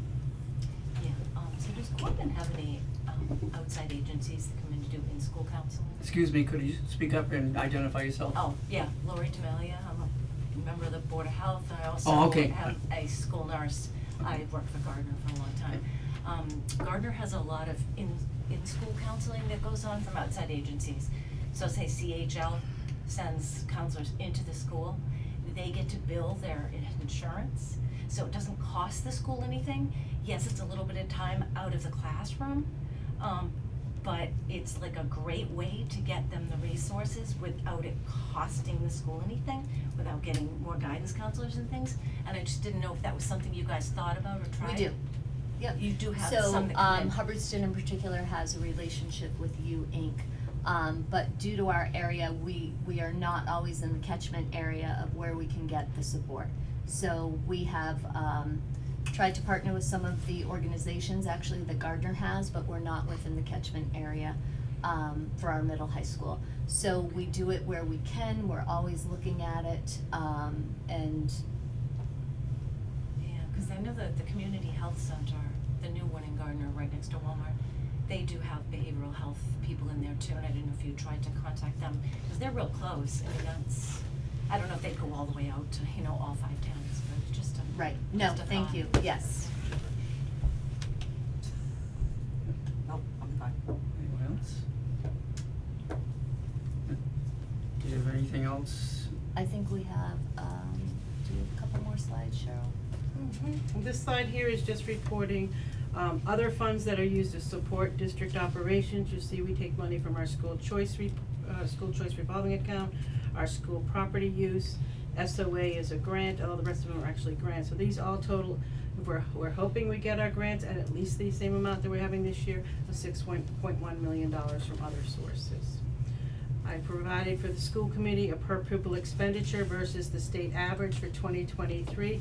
The state average is not actual because a certain number of districts have not yet reported their end of year report last year. But there are a few categories that we are under the state average, and in total, $1,059 below the state average for in-district per pupil expenditures. The note on the side says the DESE does not calculate a per pupil expenditure or a state average for out-of-district expenditures because there's really no way to capture that information. And the easiest example I have of that is our Director of Student Services, who works with all of our special education kids. He does not rank his time by whether it's an in-district kid or a kid in an out-of-district placement, so the state doesn't even look at a state average for special education out-of-district expenses. Do you want me to go on with these? Any questions about that so far? So this is the fourth year of the Student Opportunity Act. There was an increase of $230 million to Chapter 70 aid. 255 out of the 323 districts, including non-operating districts, are in hold harmless debt. That's at 68% that Colleen mentioned earlier. Quabbin fell further in hold harmless debt by $13,000 due to a decline in an enrollment of 27 resident students. We now are the 41st largest hold harmless debt of a little over $2 million. There was a time when we were way up, we were closer to the top 10. 66.4% of all operating districts are only receiving the minimum aid of $30 per student. These 10 districts that are shown in the box are receiving 58% of the new Chapter 70 increase. All your big cities. All the cities are getting, that's where, because the Student Opportunity Act is funding for low-income students and English learner students. Those are where the greatest numbers of those students are. But this is the fourth year that these cities, not particularly these cities, but cities, are getting hundreds of thousands of dollars, millions of dollars, and we're getting $30. And they go like this to us, right? Oh, Well, here. I just wanna see the ROI, I'm sorry, but I wanna see the return on investment. Yeah. The city of Springfield getting $27 extra million every year, where's the return on investment? That's what I'd like to see, they have not. There is none. There's So they're not accountable Colleen- for that. Colleen was telling me today, this was their first year, that you have to file a report on the Student Opportunity Act and how you are spending the money of the Student Opportunity Act. We don't get it. All we have gotten in the last 4 years is $30 per student. Maybe in those last 4 years, that minimum aid went up a little bit. We are not getting a dime from the Student Opportunity Act, but she spent months putting that report together. How do you do it? Just make things up. That's what it is, it's a made-up report, cause we don't get any money. Right. This is just what our cherry sheet looks like in Excel format, again, the $30 per student, resident enrollment student in Chapter 78. Our charter tuition is up, therefore our charter reimbursement is up. And our regional school transportation rate, Jay Sullivan will say that to you that it's at 80%. It may be at 80%, but it's on FY22's expenses, because he doesn't even have all of FY23 expenses yet. So when people calculate it out, it's more like 67 to 70% reimbursement. We are hoping that goes up in the next 2 rounds of the budget. I provide here, as you know, there are 2 variables in the assessment calculation. The first is the required local contribution. I highlight Hubbardston for you tonight. You'll see that yours is the highest increase in required local contribution. Hardwick and New Braintree, 1.7% increase. Barry and Oakham, 3.5 to more. But your increase went up, your required local contribution went up by 7.5%. The other part of that assessment calculation is enrollment. The other 4 towns lost enrollment. Hubbardston has 20 new residents in our schools as of October 1. What that does not mean is that Hubbardston did take care of the 20 kids that are the 20 new kids. It's the same pie. When the other 4 towns are losing a percentage of that pie, Hubbardston's gaining that percentage of the pie. That's why your assessment is so much greater than the other 4 towns. So again, that's the same chart we saw before. Our budget's at 4.1% increase at this level. The member communities' assessments range from 2.58 in New Braintree to 11.98 in Hubbardston, or an average of 8.3%. If you think very easy math, if we had $100 budget and half came from the state and half came from our towns, $50 a piece. If your budget went up to $200, no increase from the state, it's a double increase to the towns, 4.1, 8.3. That's what happens. Cheryl, we do have a member of our board, of the select board, attending virtually who had raised her hand in the queue. Thanks, Nate. So just a couple of quick questions, and I know earlier the school had mentioned that they don't have the numbers for FTEs, but in also getting us the FTEs, can we do a couple years of that so we see, what the trend's been for the past, 2 fiscal years and then projected for next year? But do we also have, I know you also mentioned we don't have class sizes yet. Can we get the average class size or grade per school for past couple years as well? So we have kind of some information just kind of to see what the trends have been and so forth, as well as any school choice numbers, if anyone has school choice in for the past few years. Is it possible to get those pieces of data together? The school choice numbers are in the PowerPoint for the public hearing presentation. I believe there's 15 years of data maybe there. And we're happy to get you average class sizes. Nate, if you could just send I'm exactly taking notes the of all things that you're looking for, that'd be great. And just so you know, policy review and reform looks at those numbers every year, and we get an understanding. There are some classes that are, small enrollment numbers, and a lot of those are the special ed classes, or maybe a language where they actually have 2 levels with 1 teacher in the same classroom. So we do review all that data as well annually at policy.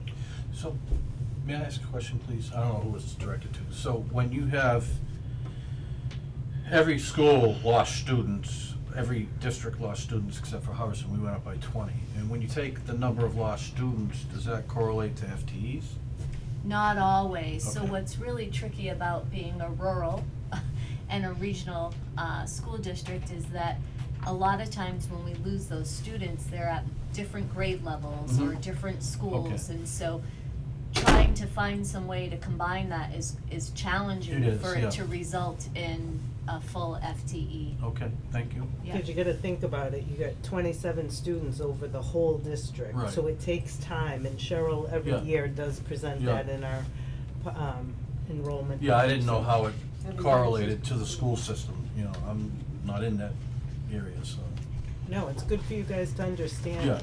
Yeah, that's why I asked the Yeah. question, to see You know, whether- I attended just trying to learn everything I can, but there was a national seminar on creating efficiencies for small schools and small school districts. And it was really interesting because they put some data up on the PowerPoint, and it was like, it could have been our schools. They were showing examples how, you can have one class that has 29 students and another class that has 14 students because we have these small schools across the district. And so they had some ideas for that. And we're certainly always open to trying things differently. But So- no magic bullet, if you will. So that was a seminar that you went to? Yeah. And that was recent? Yep. Okay, so you haven't had a chance to try and work at it, it's in work? Well, In to be thought. honest with you, some of the ideas would impact, we'd have to work with our unions, Yeah, I some understand. of the You gotta ideas, different negotiate, things like yeah. that, yep. Can't do this without getting an okay. Right, Yeah, yeah. I understand. Yeah. Thank you. You're welcome. The next slide just shows a little bit of history. All of these slides really came out of the public hearing presentation. Okay. So I think this is like 19 of the 130 slides that were shown. So this is just some history for the last 10 years of what our budget increases have been. So in the light yellow, what our budget increases have been. You'll see that this current year was up by 6%. And you'll see that the average assessment to member towns was 5.6. The reason that was is because the school committee put $750,000 from E&D in to offset that 6%. But you'll see that our increases have not been that high, going back to FY15. I actually have, I believe, 18 to 20 years of history available. On the other side is where each individual town is, but we look at it as in a total just to compare. And again, if we were getting, we have not gotten chapter 78 increase, I think, since FY05. That's when our chart started going down like this. That's where we need our money. So just looking at the revenue projections, this is just my revenue document chunked out. At this point, the state aid is down. We're hoping and working very hard with Mars to get our legislators to increase chapter 71 transportation reimbursement aid. The district is putting in the same level of reserves from E&D and the other miscellaneous revenue sources. However, we are putting in an extra $880,000 of school choice to help offset the loss of ESSER 3. This is the member town assessment page, and again, it's unfortunate that due to a 4.1% increase in our budget, that assessments are at 8.35, but it's not unexpected. When I start my budget presentation to the school committee, we start with enrollment. Who are we building the budget for? And as soon as we saw the numbers, we knew that our assessments are going to go up like this. Long-term debt assessments, the increase is due to that chiller repair project we did this year. 2 of the towns, Oakham and New Braintree, chose to pay it up on front. The other 3 towns decided to borrow on that on a ban. So that will go out to bid each year for the interest. The repair project at the middle high school that happened, I don't know how long ago, but it was for the atrium roof and the outside panels of the building. That debt ends on March of 2027, and the 5-year ban will end in November of 2028. And that's all I brought today. So, like, may I ask another question, please? I'm sorry I'm asking so many questions. But That's what we're here for. I'm not very educated in the school end of things, so, the state, when you don't get the aid that they state they're gonna send, where do they expect that money to come from? The taxpayer in the small towns?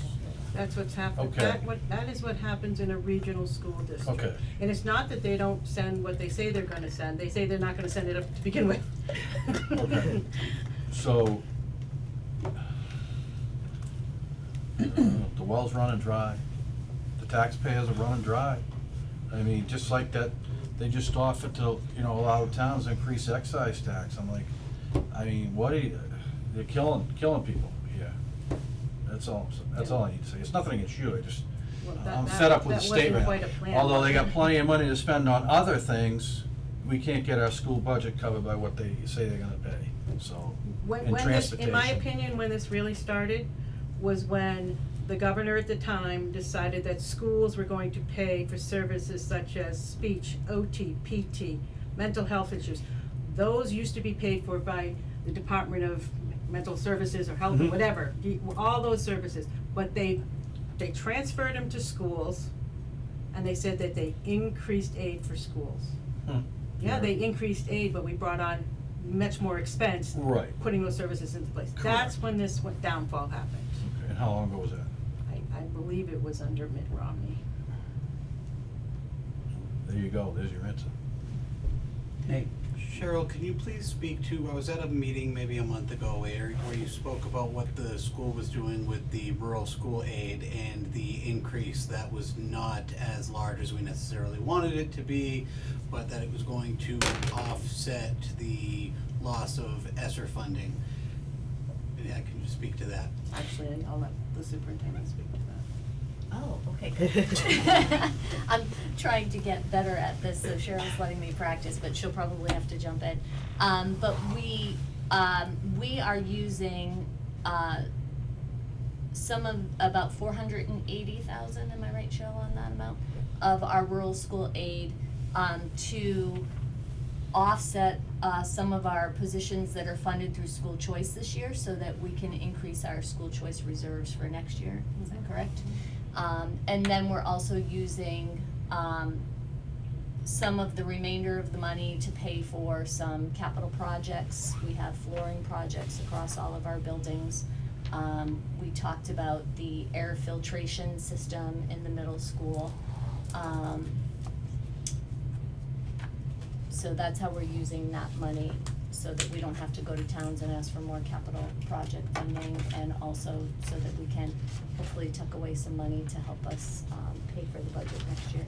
I will be honest with you, I mean, we are very worried, we don't think this is going away. We're also worried not just about next year's budget, but going into the year following, so. You're worried. Yeah, we're trying to be. What do you think we're doing? I know. But we're trying to be really careful with, our reserves and knowing that we have to forecast. The other thing I wanna say is that, Cheryl has a lot more experience than I do, certainly, but we are waiting right now for our House and Senate numbers, so I can't stress that enough. I'm sure you would have liked us to be at the table with a lower number, but please understand that those position cuts are going to result in changes, for our school district and our students, and anything we cut more deeply will impact our programming. So we are trying to hold as long and as tightly as we can onto those positions, and we're just keep advocating, in the hopes that we can get increased funding. What happens if you can't, if you don't? We will go back to the table. We are having conversations now, thinking about, and as different numbers come in, we're paying attention to that. Every time something increases or decreases, we're having all those conversations so that we can, have some contingency plans, if you will. Cause those are the type of conversations we're having now. Yes. Is what we have to take away now in order to pay, for the schools. We understand. And the reality that it's not sustainable if everything goes the same every single year. We're in a race that we're never gonna catch up and we're never gonna win. So when ESSER 3 ended. Excuse me? When ESSER 3 ends in September 2024, that's when you were supposed to have all your money spent. There are millions of dollars that are unspent in these cities that are getting extra SOA money in Chapter 70. There was a report done, and I don't remember by who, but there was a report done of how much money was left in ESSER 3 spending. I think they should have divvied it up by the districts that use their ESSER 3 spending. Agreed. No, they changed the rules. They changed the rules and allowed those cities to keep that in a reserve account. So they're getting the $27 million in, I think it was Springfield. They still have ESSER money left, and they get to keep it for future years. Whereas we don't get any Chapter 70 money. I think it should have been divvied up amongst the other 64% of us that got nothing. Well, it goes to say that the big cities are running the whole state when it comes to that kind of money. The formula favored them from the Yeah. beginning, Well, because they have population also, right? and the legislatures. And the legislatures, we have, you count all the small towns out here and one legislator covering 15 towns, whatever, and they're only covering 2 cities or 3 cities if they're lucky. They have the numbers, and that's why everything gets voted the way it does. We have no control. They call it 351 cities and towns, but it's most like 20 big cities or whatever it is, running the state when it comes to that sort of thing, guiding the state to keep money away from us.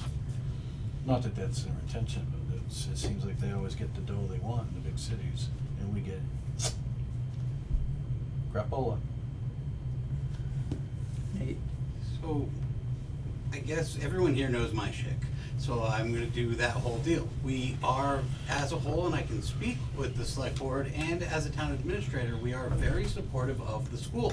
But to get to my proposed budget right now, where the school is an increase at 9% over last year, we had to make some very significant decreases to public safety, public works, and pretty much all over the budget, as did you. But it is it's not just this year, it's unsustainable, and I know you know that, and I'm preaching to the choir here. We are one team, and we realize that, and over the last year, I've completely changed my tone because I've realized that coming in and saying rah rah rah rah rah was never gonna work.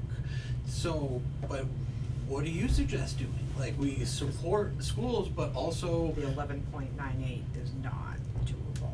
And going further, and I understand the state is hosing us. I get it. They're hosing you, they're hosing us, they're hosing us all. I don't know And how. 64% of Yeah, the I know, others. that's what I mean. School I districts get it, cause too. I watched you guys' meetings. I've watched your whole presentation a couple times just to get all the numbers. It's not sustainable, but we can't do 11.98 either. I don't know how to get to a point where our towns can work together with the school and all come up with feasible numbers other than the state helping us out more. I mean, I know we're all on different levels gonna of help. getting assessed in different times, which kind of screws us all up, and it has a tendency to pit the towns against each other, because one will be much higher, one will be much lower, and then it will flip-flop, and it has hurt us as a district, as a whole, for not only our school, but our towns. And I don't know how to fix that. For a while there, before COVID, there was a push to try to get us all assessments to fix it so we align. That kind of got killed with COVID. I'm hoping maybe we can try to figure that out again, and we can, you know, everyone needs to keep pushing on the state to get more funding, because this is not working. But right now, I don't know what to, there's no way at town meeting we can do the 11.98. It's just, and we're always the first ones up, and it's always a tough town meeting when you guys come speak, and, you know, it's horrible. It is horrible. It is horrible. It is absolutely horrible. Yeah, I mean, your budget goes up, I mean, I understand that the budgets go, everything gets expensive every year, after year after year after year, nothing's going down. And the same thing's happening to our budget, but the percentage-wise, you look at, I mean, you're not gonna look at our budget, but our budget, our percentage-wise that we need to spend is much, much smaller when it comes to the schools, obviously. And it doesn't even correlate between the percentages that you're going up and that we can't sustain where we need to be. That's why our employees are paid so low. We cannot afford to pay them. And that's why we can't buy the things we need. We don't have the money. And we don't have the gain in cash every year because we're sending it to the school. And I do understand you have to pay for your students. This year we got whacked good. It's 21 students. I can understand that. But percentages above and beyond that, those 20 students, I mean, we can't do anything in this town. And the town's feeling it when it comes to paving streets. Everything the town has to offer has diminished a lot in the last 4 years. If something doesn't change, this town will fold in the next 3 to 4 years. Something has to change. And I know it doesn't fall on you, and I mean, we all have, what do we do? I mean, I don't know what to do. You know what to do? Nobody knows what to do. How do you fix it?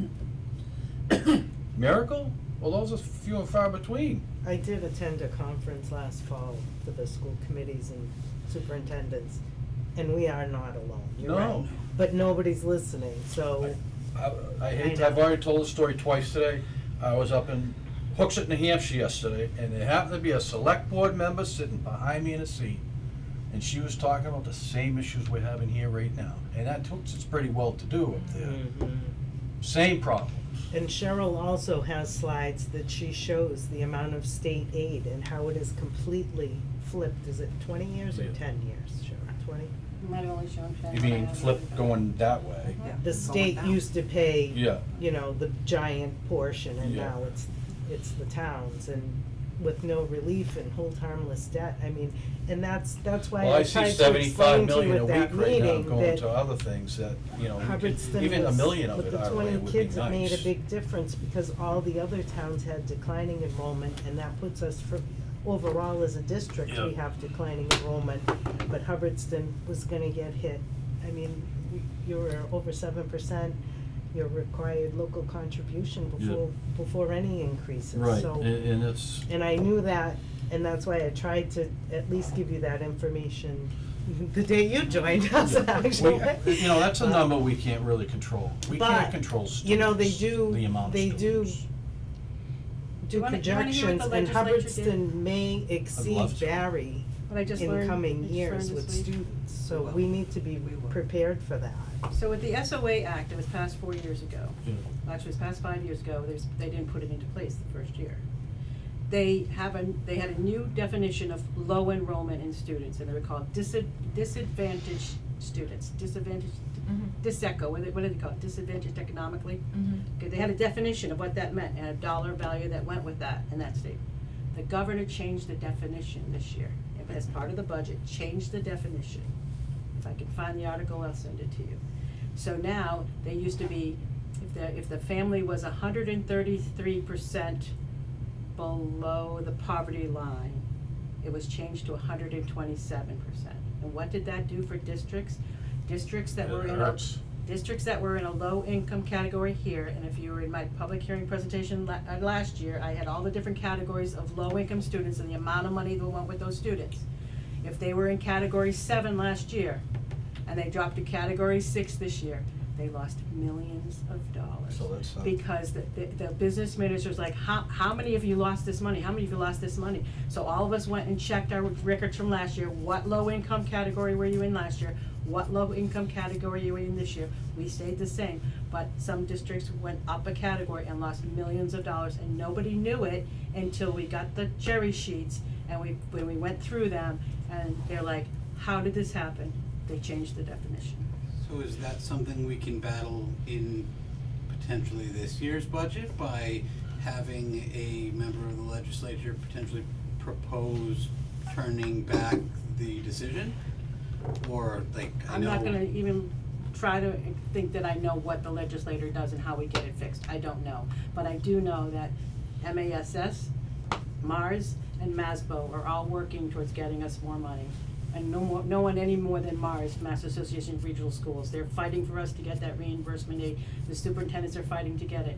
But I just read that article this week and I was like, well, that's what happened, everybody. That's sad. That's what happens. Just to, so they lowered that percentage down, what did you say, 127 or whatever it was? So they lowered the percentage, so So- less of your kids made that category of low income. Less money, and and they less go money. spend it somewhere else. So that's part of But trying to give it to balance the the budget, cities. right? They're giving it to the cities that Right. are already Yeah. flooded Correct. with the ESSER and the Chapter 70 and all that Ugh. stuff, so now we're getting less and less every time. Well, And they are swimming in the funds, just sitting there, can't even spend it. That's the part that makes me wanna just throw up, that they're just sitting on it, it's like, really? And then they change the agree. rules Yeah. and let them Change keep the it. maybe law the to counties let need that to happen. succeed from the state again, like they were 10 years, 15 years ago, paying for their own things, right? So what we're gonna continue to do is look for efficiencies, everything is ever changing, even our student enrollment numbers change, we're starting to enroll our kindergartners and our preschoolers. So as we're paying attention to where our students are and how our enrollment changes, we're looking for efficiencies, seeing if there are other things we can reduce, and we're gonna continue to do that, so that will be an ongoing process for us. So you said you just did a, you had an audit, what was your audit again? Safety audit. Safety audit, Yeah, we had a okay. safety audit. Are there any staffing audits out there, grants for staffing, anything like that, or capital type projects? We actually have a lot, grants are tricky, so I don't wanna say a lot, Yeah, but they are. many of our positions are funded through grants. Yeah. And there are a lot of grants out there that you cannot fund positions with, Right, so. well, they have, Yeah. yeah, strict limits Yeah. on what you can do with it, Right. right. Alright, thank you. Funding positions through one-time revenue creates the exact problem that we're talking about. Well, the COVID thing, look what that created, that was one-time money that, you know, and not every school system hired more teachers, and then the taxpayer had to absorb it, and now you're at the point where you're letting teachers go, right, For us, there were strict parameters for ESSER grants. yeah, And they lead to positions. yeah, You can't improve social and emotional wellness No. without people. You need And bodies. that's what those grants were for. Yeah. The Yeah. other grants that Colleen are talking about are grants that we get every year, our special education grants, Okay. our kindergarten grant. We get those every year, and we have positions in those grants. Alright, and since COVID,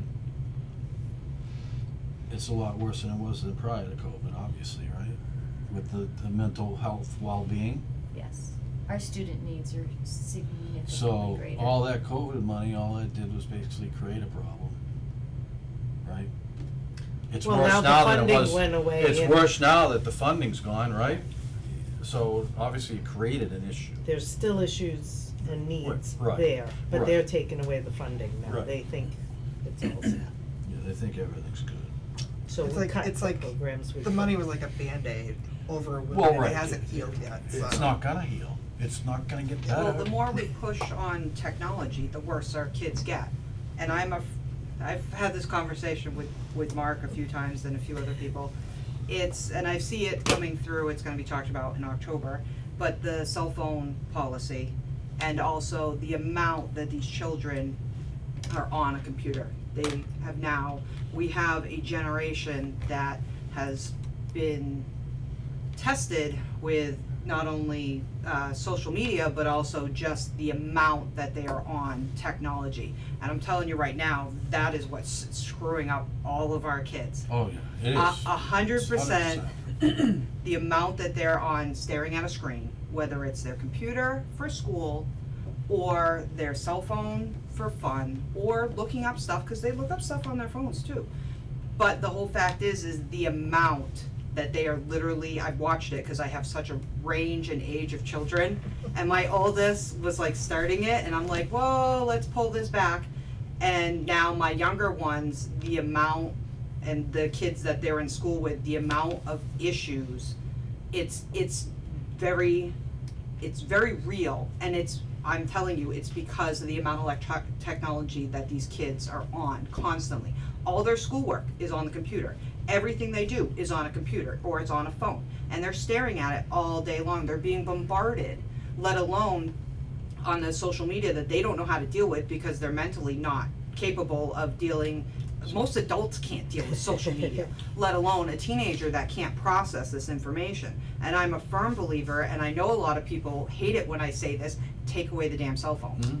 There's no social skills. It should be, I'm a firm believer that they should be banned. I get some kids need cell phones, they have soccer and they need to text mom to pick them up. I get it, but that shouldn't be at school. There's no reason for them to have it during the day.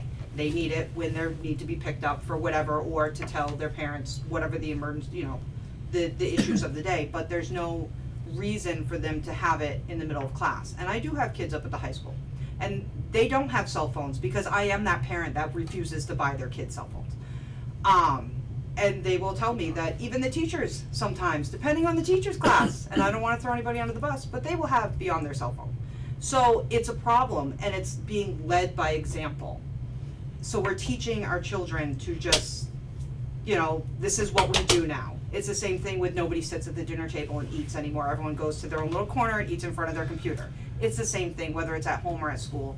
But I would ask that the school kind of speed that up with looking at it in October, the policy, maybe the school That's the committee next could. meeting when Yeah, it's- start looking at it a little sooner and you have to do it at the beginning of a school season. You can't do that in mid. No.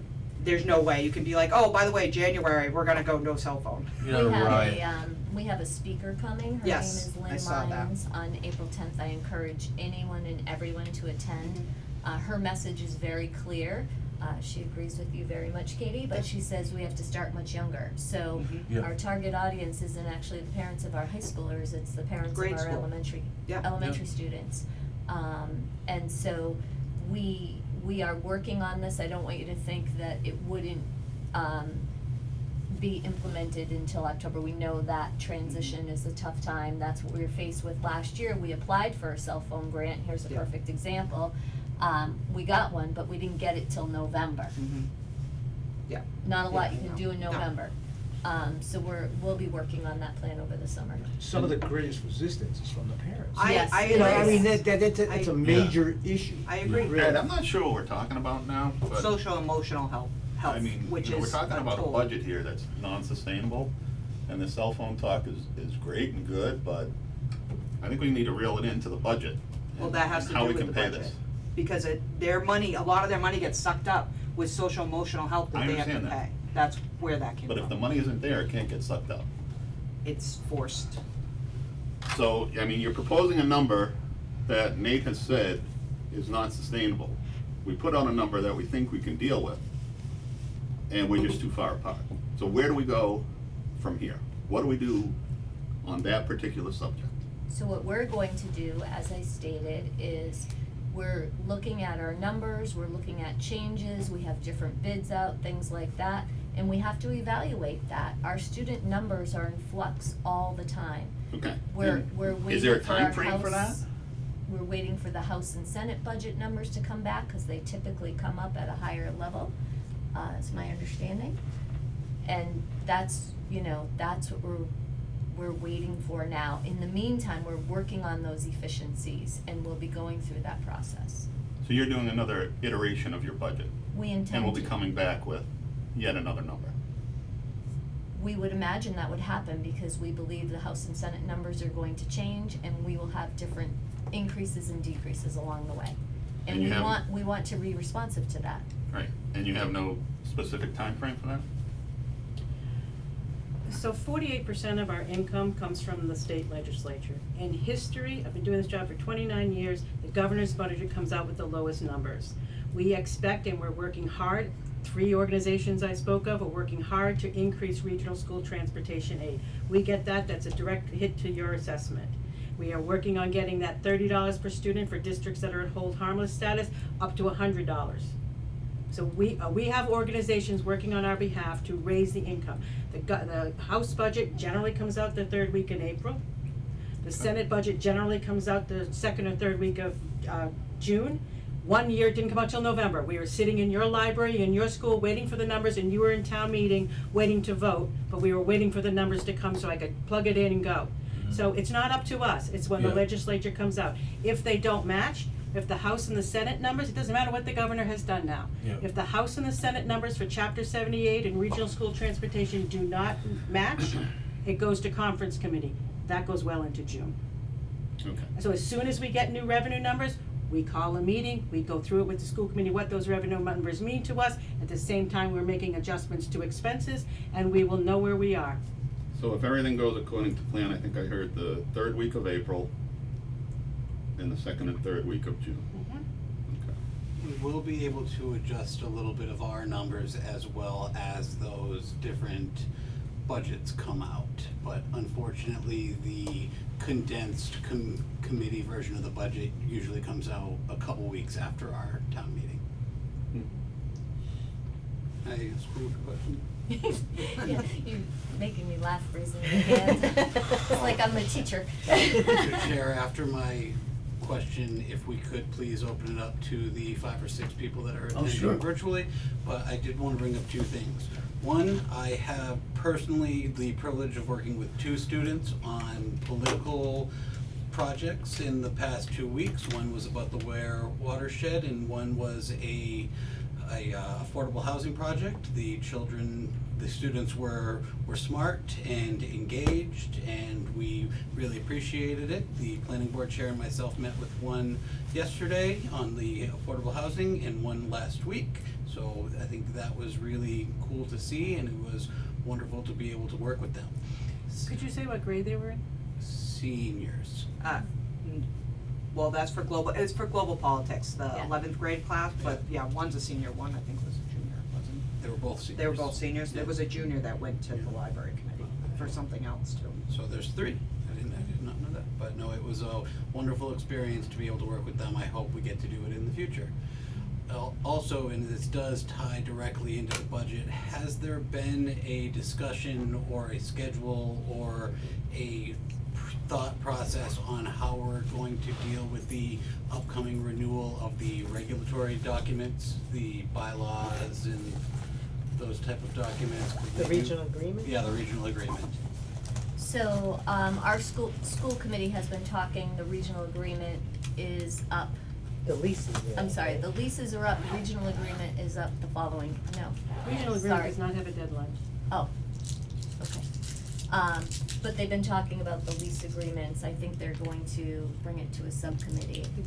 There are so many articles in the lease and the regional agreement that should be in concert, and they're not. When the regional agreement was redone in 2014, so they're going to work over the next, I don't know how long, to marry those two together, so that makes sense. Could we celebrate the 10-year anniversary of redoing the regional agreement by redoing the regional agreement? That's what the committee's discussing.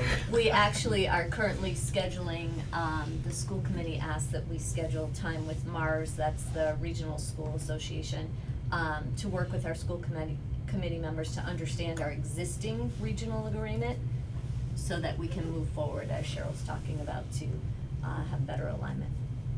But I think, just thinking back when I was on the committee, I wasn't involved with the regional agreement. I think the duration of the work that went on for the regional agreement I was was 2 or on 3 that years. committee. It I mean, it was. was, It's a it lot. wasn't something that, I mean, if the towns could, you know, each town has its own idea of the wording, this and the other thing, and it took an extensive period of time. I mean, this would definitely need to be I fast-tracked. think it was a to year. deal with this. I think it was I a think it was year. longer than that. I was on the committee, I believe it was a year, so there were members of the school committee, it was Dr. Marshall and myself, there were 2 members from each town, one in an alternative in case somebody couldn't make it, and then we had, at the table every meeting was an attorney that specialized in regional agreements. I believe he has since passed away, but it was just over a year that I believe it took. It seemed like we were talking about it forever. You wanna, okay, well, Would anyone watching from home like to ask a question or make any statements or anything like that?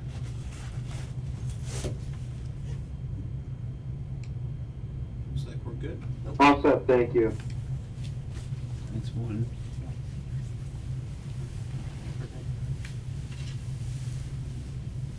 All set here. Okay, that's two. People are leaving. Yeah, they're like, everybody's out, they're like, we're done. Okay, no, don't make me May I ask a talk. Alright. I just wanted to shout out to Nathan.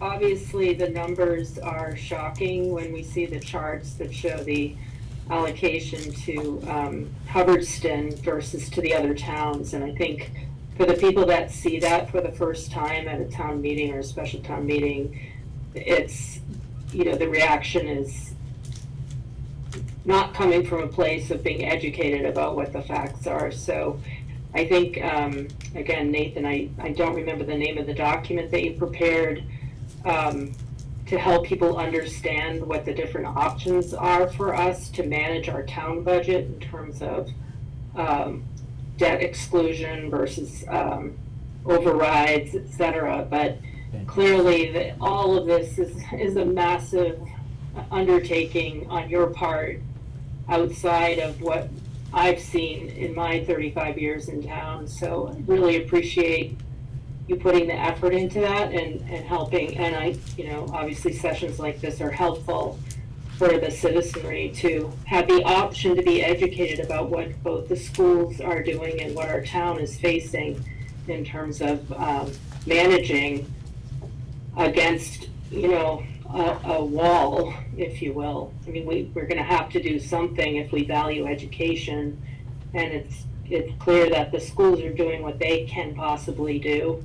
And if we support education, we have to find a way to manage outside of what our constraints are, and our constraints are clear. So again, thank you, Nathan, for everything you're doing as a town administrator to help all of us understand what's going on here. Thank you, ma'am. Can you say your name for the good of the order? I apologize, I didn't. Jocelyn Deneen, 23 Cruise Road. Rick, thank you very much. And I can state with full honesty that I understand that both the town and the school are committed to transparency. So as long as the town is taking them and doing their research, I will continue to put out that type of report and be as transparent as possible. I appreciate that. I just hope people see it and read it and appreciate the effort that's gone into it. That I can't make them do. I know. But again, if people see this for the first time at town meeting, we know what the reaction will be, you know, for those that haven't had the time or the ability to become educated. Is there anyone else who has anything else to say, or? Only other person up there is Heather. Oh, they're all. No, he said no. Yeah, Jonathan. Heather, are you still with us? I'm still with you, but I have nothing to add. Okay, Thank you. thank you. I guess we're all set then. That's it. Thank you both. Thank you so much for having us. We appreciate it. Yep. And Thank school you. committee people. Good night, everybody. Cheryl, when are you all done? Thank you. Good night. Motion to adjourn. Yeah. Thank you. And enjoy. Follows you I don't know if I can do that right away. Well, no, it'll take you a while, it will. Peter, hold on, I'll take I'm a sorry. I'll like to We have a make motion. a motion to adjourn. motion. Is that how Second. you frame or do- Meeting adjourned. All right.